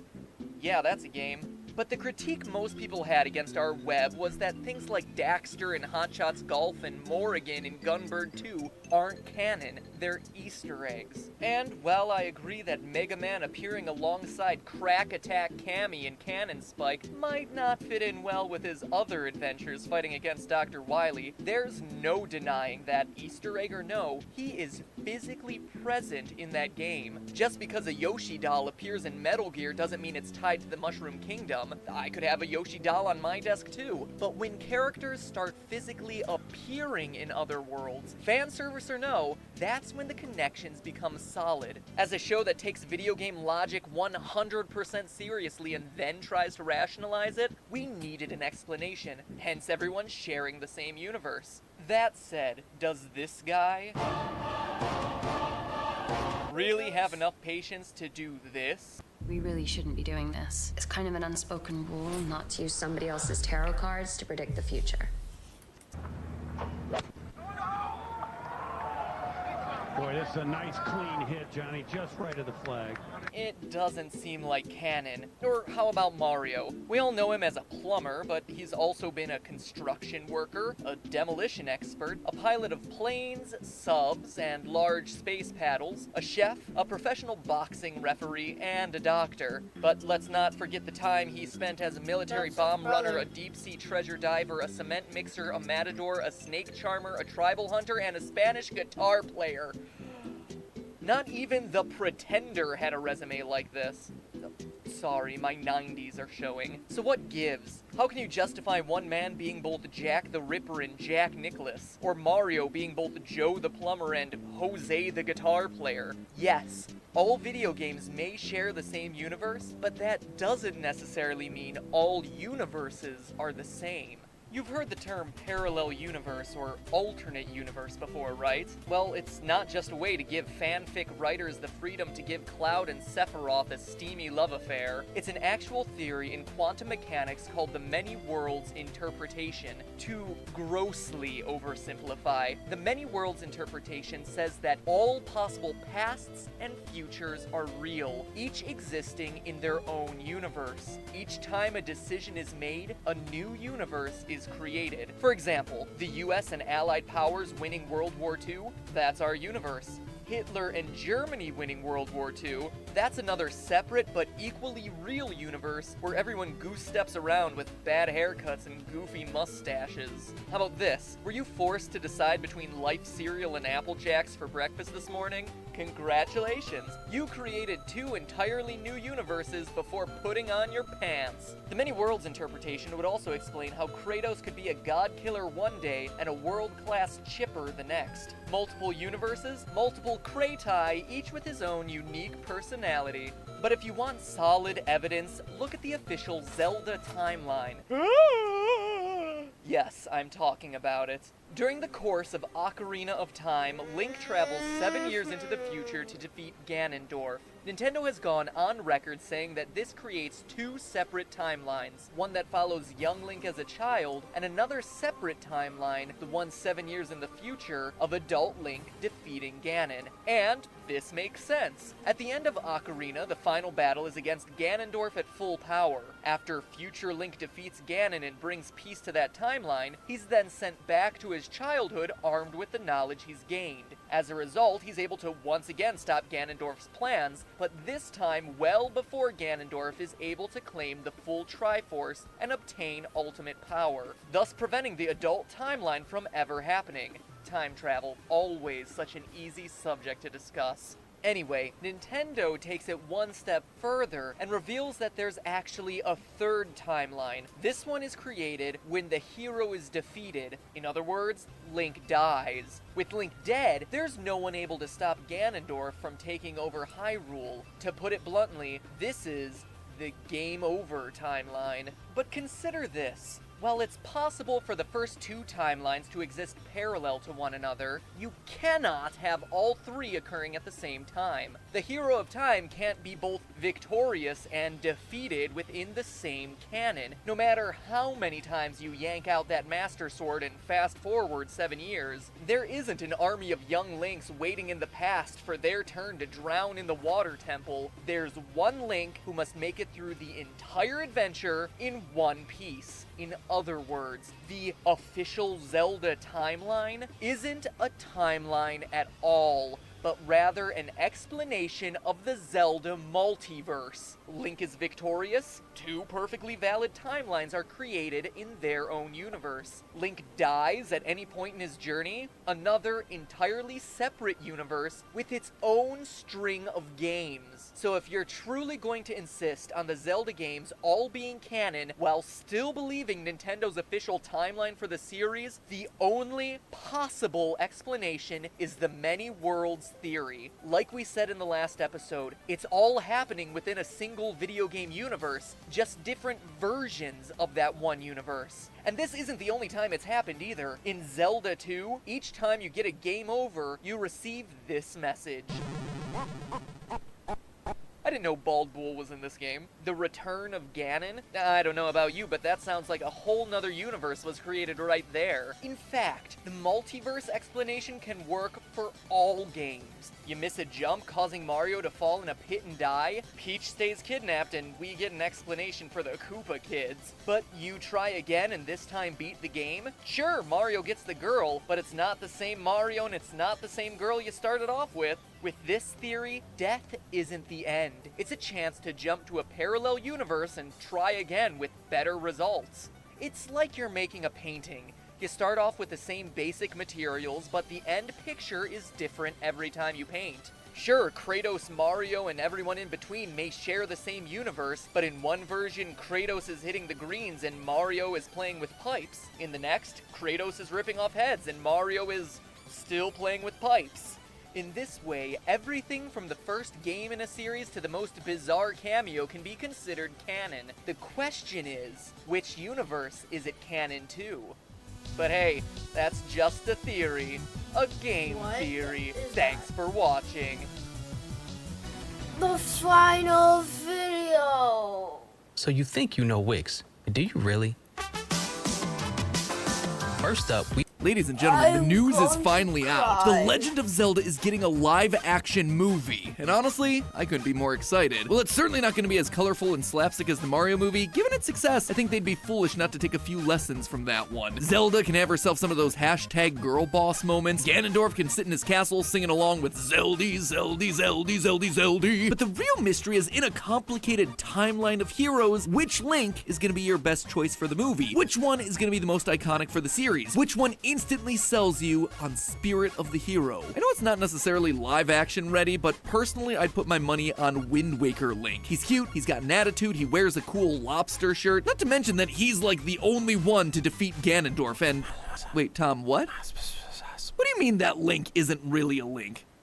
Hello, Internet! Welcome to Game Theory, the show that's risking its neck by diving headfirst into Zelda theories. The last time we covered the Zelda franchise was when Tears of the Kingdom was first announced, back when it was still known as Breath of the Wild 2, 4 years ago. Believe it or not, my friends, we first heard about this game back when the Avengers saga concluded, back when people tried to storm Area 51, back when live-action Sonic looked like this. Oh, it was a simpler time. But now the game is finally released, once again blowing all previous Zelda titles out of the water. The open world is huge, the missions are long, the crafting mechanics are hilarious. It literally makes Breath of the Wild look like a tech demo. But while everyone else is getting lost in its incredible world, or arguing about whether it deserves the title of Game of the Year, I was looking back at the games that came before it. You see, the timeline of Zelda has always been a bit of a mess. There's a reason we've already done 2 theories about this thing. But if I was gonna have any luck solving this game's place in the timeline, I was gonna make sure that I had to fully understand everything that came before. But as it tends to when we're doing this sort of research, something jumped out at me. Something I'd never picked up on before. Something that would totally upend a major part of the franchise and the timeline. And may have even offered a solution to the Ganondorf problem once and for all. And it all comes down to the Link from The Legend of Zelda Wind Waker. The Hero of the Wind. At least, that's the title he's been given over the years, but I know the truth. That title is nothing but a sham. That Link is no hero. In fact, that Link isn't even a Link at all. Which, ironically enough, may just be the solution that Hyrule has needed this entire time. It's pretty well established at this point that the Link that we play as in each game isn't the same Link. Ocarina of Time Link isn't the same as the Breath of the Wild Link, and A Link to the Past Link isn't the same as Twilight Princess's Link. They're all unique characters, all with their own separate titles, like the Hero of Time or the Hero of Legend. The same actually holds true for Zelda. In basically every new game, we're playing as a brand new version of each of these characters, all in an attempt to once again stop the evil Ganon. This was an incredibly liberating idea for Nintendo because it allowed them to have thousands of years pass between games, explore new characters, new relationships, new settings every game, rather than being stuck in one very specific point in time. However, the Zelda fanbase, they weren't just gonna settle for cool idea, bro. There had to be an actual lore-based reason for all of this to keep happening. So Nintendo decided to answer the fanbase's prayers with what became the first game in the Zelda timeline, Skyward Sword. Skyward Sword was an interesting game when it first came out. It had every single fan flailing wildly loudly in their living rooms trying desperately to defeat even the simplest of enemies. But if you manage to get past all of that, you are told the origins of the myths that we've spent years hearing about in all the other installments. We saw the founding of Hyrule, and after defeating the final boss Demise with the Master Sword, he casts this curse. Quote, "Though this is not the end, my hate never perishes. It is born anew in a cycle with no end. I will rise again. Those like you, those who share the blood of the goddess and the spirit of the hero, they are eternally bound to this curse. An incarnation of my hatred shall ever follow your kind, dooming them to wander a blood-soaked sea of darkness for all time." Hey Demise, edgelord much? Someone get this guy to a hot topic. Anyway, this is why Ganon's able to return in each installment. Each time he's defeated by someone with the spirit of the hero, a version of Link, his desire for revenge forces him to return to hopefully destroy Link once and for all in the next game. Now, I'm sure you're wondering what any of this has to do with this little guy right here, arguably the cutest and sassiest Link that we've ever encountered. Well, the curse puts real emphasis on the whole spirit of the hero thing, a title that this franchise doesn't just throw around willy-nilly. There are rules and guidelines to being deemed the spirit of the hero, and if you take a look at the actions of Wind Waker's Link, you start to see that the pieces don't exactly line up. Link right here, by the definition of the franchise, he's not a hero. In A Link to the Past, one of your goals is to rescue the 7 maidens that are vanishing one by one. Once rescued, one of the maidens tells us this, quote, "If the evil one destroys the hero, nothing can save the world from his wicked reign. Only a person of the Knights of Hyrule, who protected the royalty of Hylia, can become the hero." Notice here that it says that the hero has to be one of the Knights of Hyrule. And A Link to the Past's Link actually shows that it goes a step further, not only being a direct Knight of Hyrule, but carrying the bloodline with his uncle, who also was a former knight. One of the other maidens even says this, quote again, "You are perhaps the last one to carry on the bloodline of the knights." That right there, it seems pretty cut and dry. Especially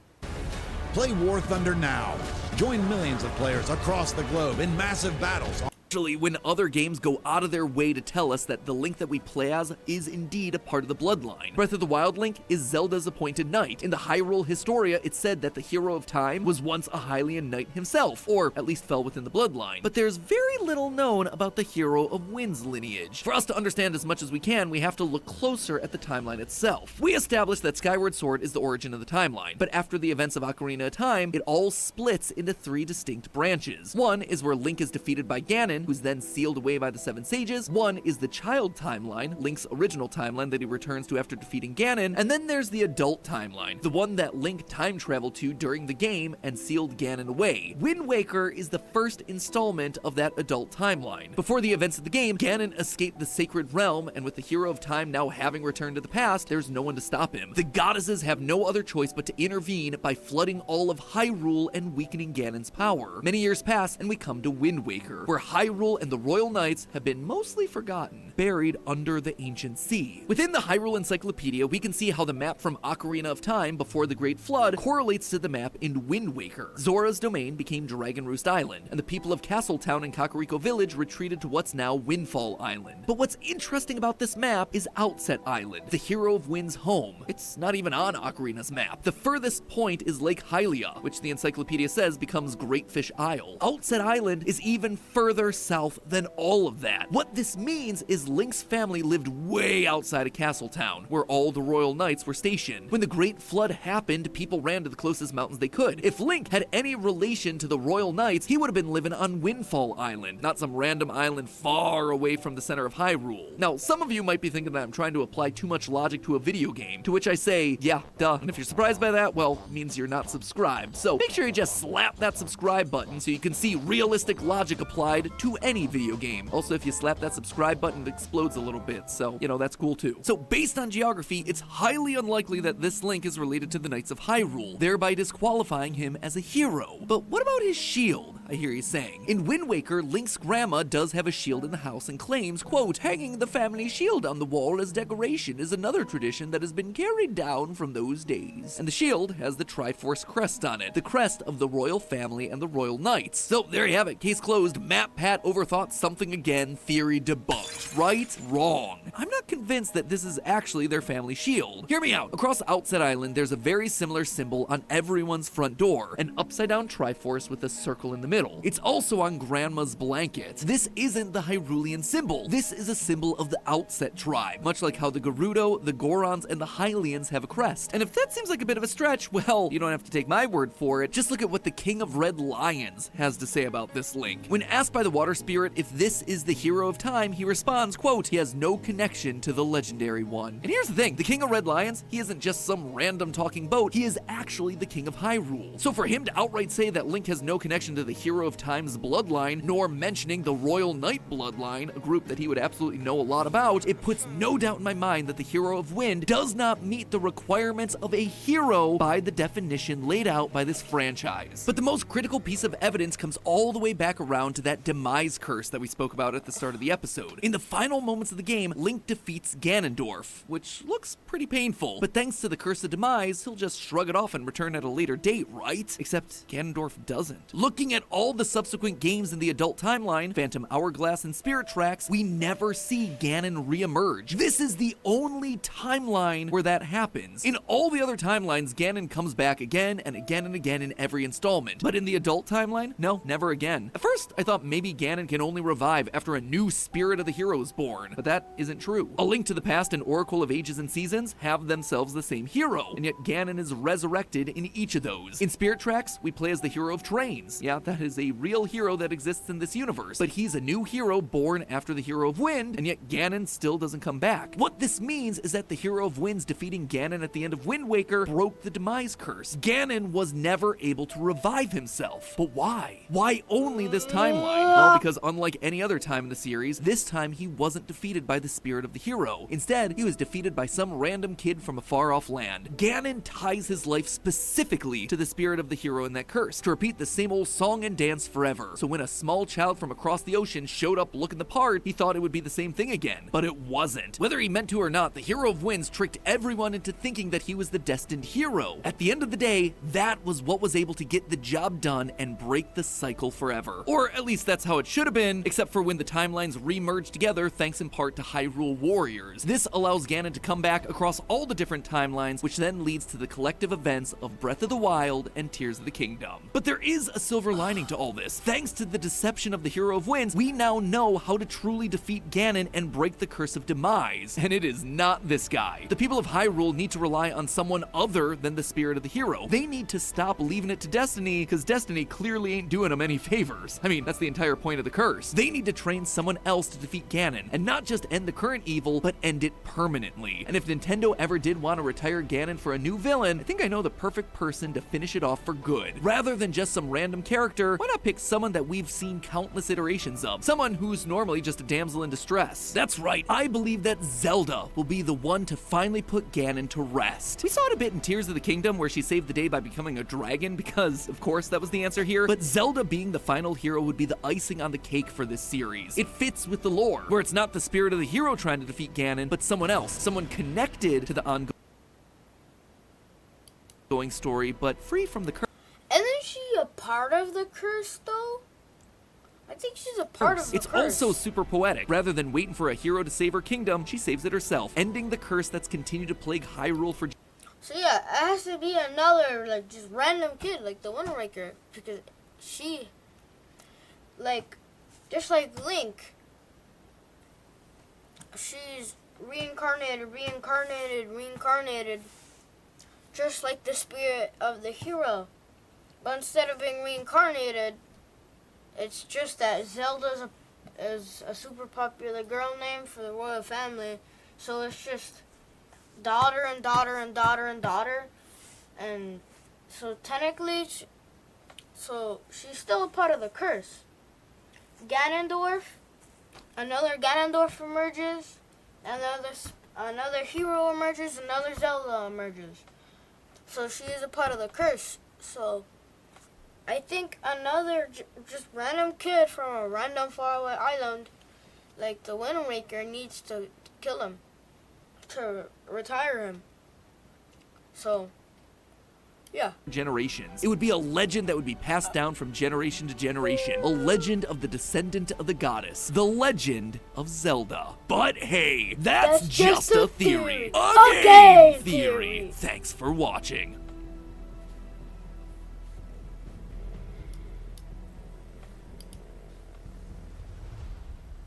Okay, we're gonna stop at exactly 2 hours 50.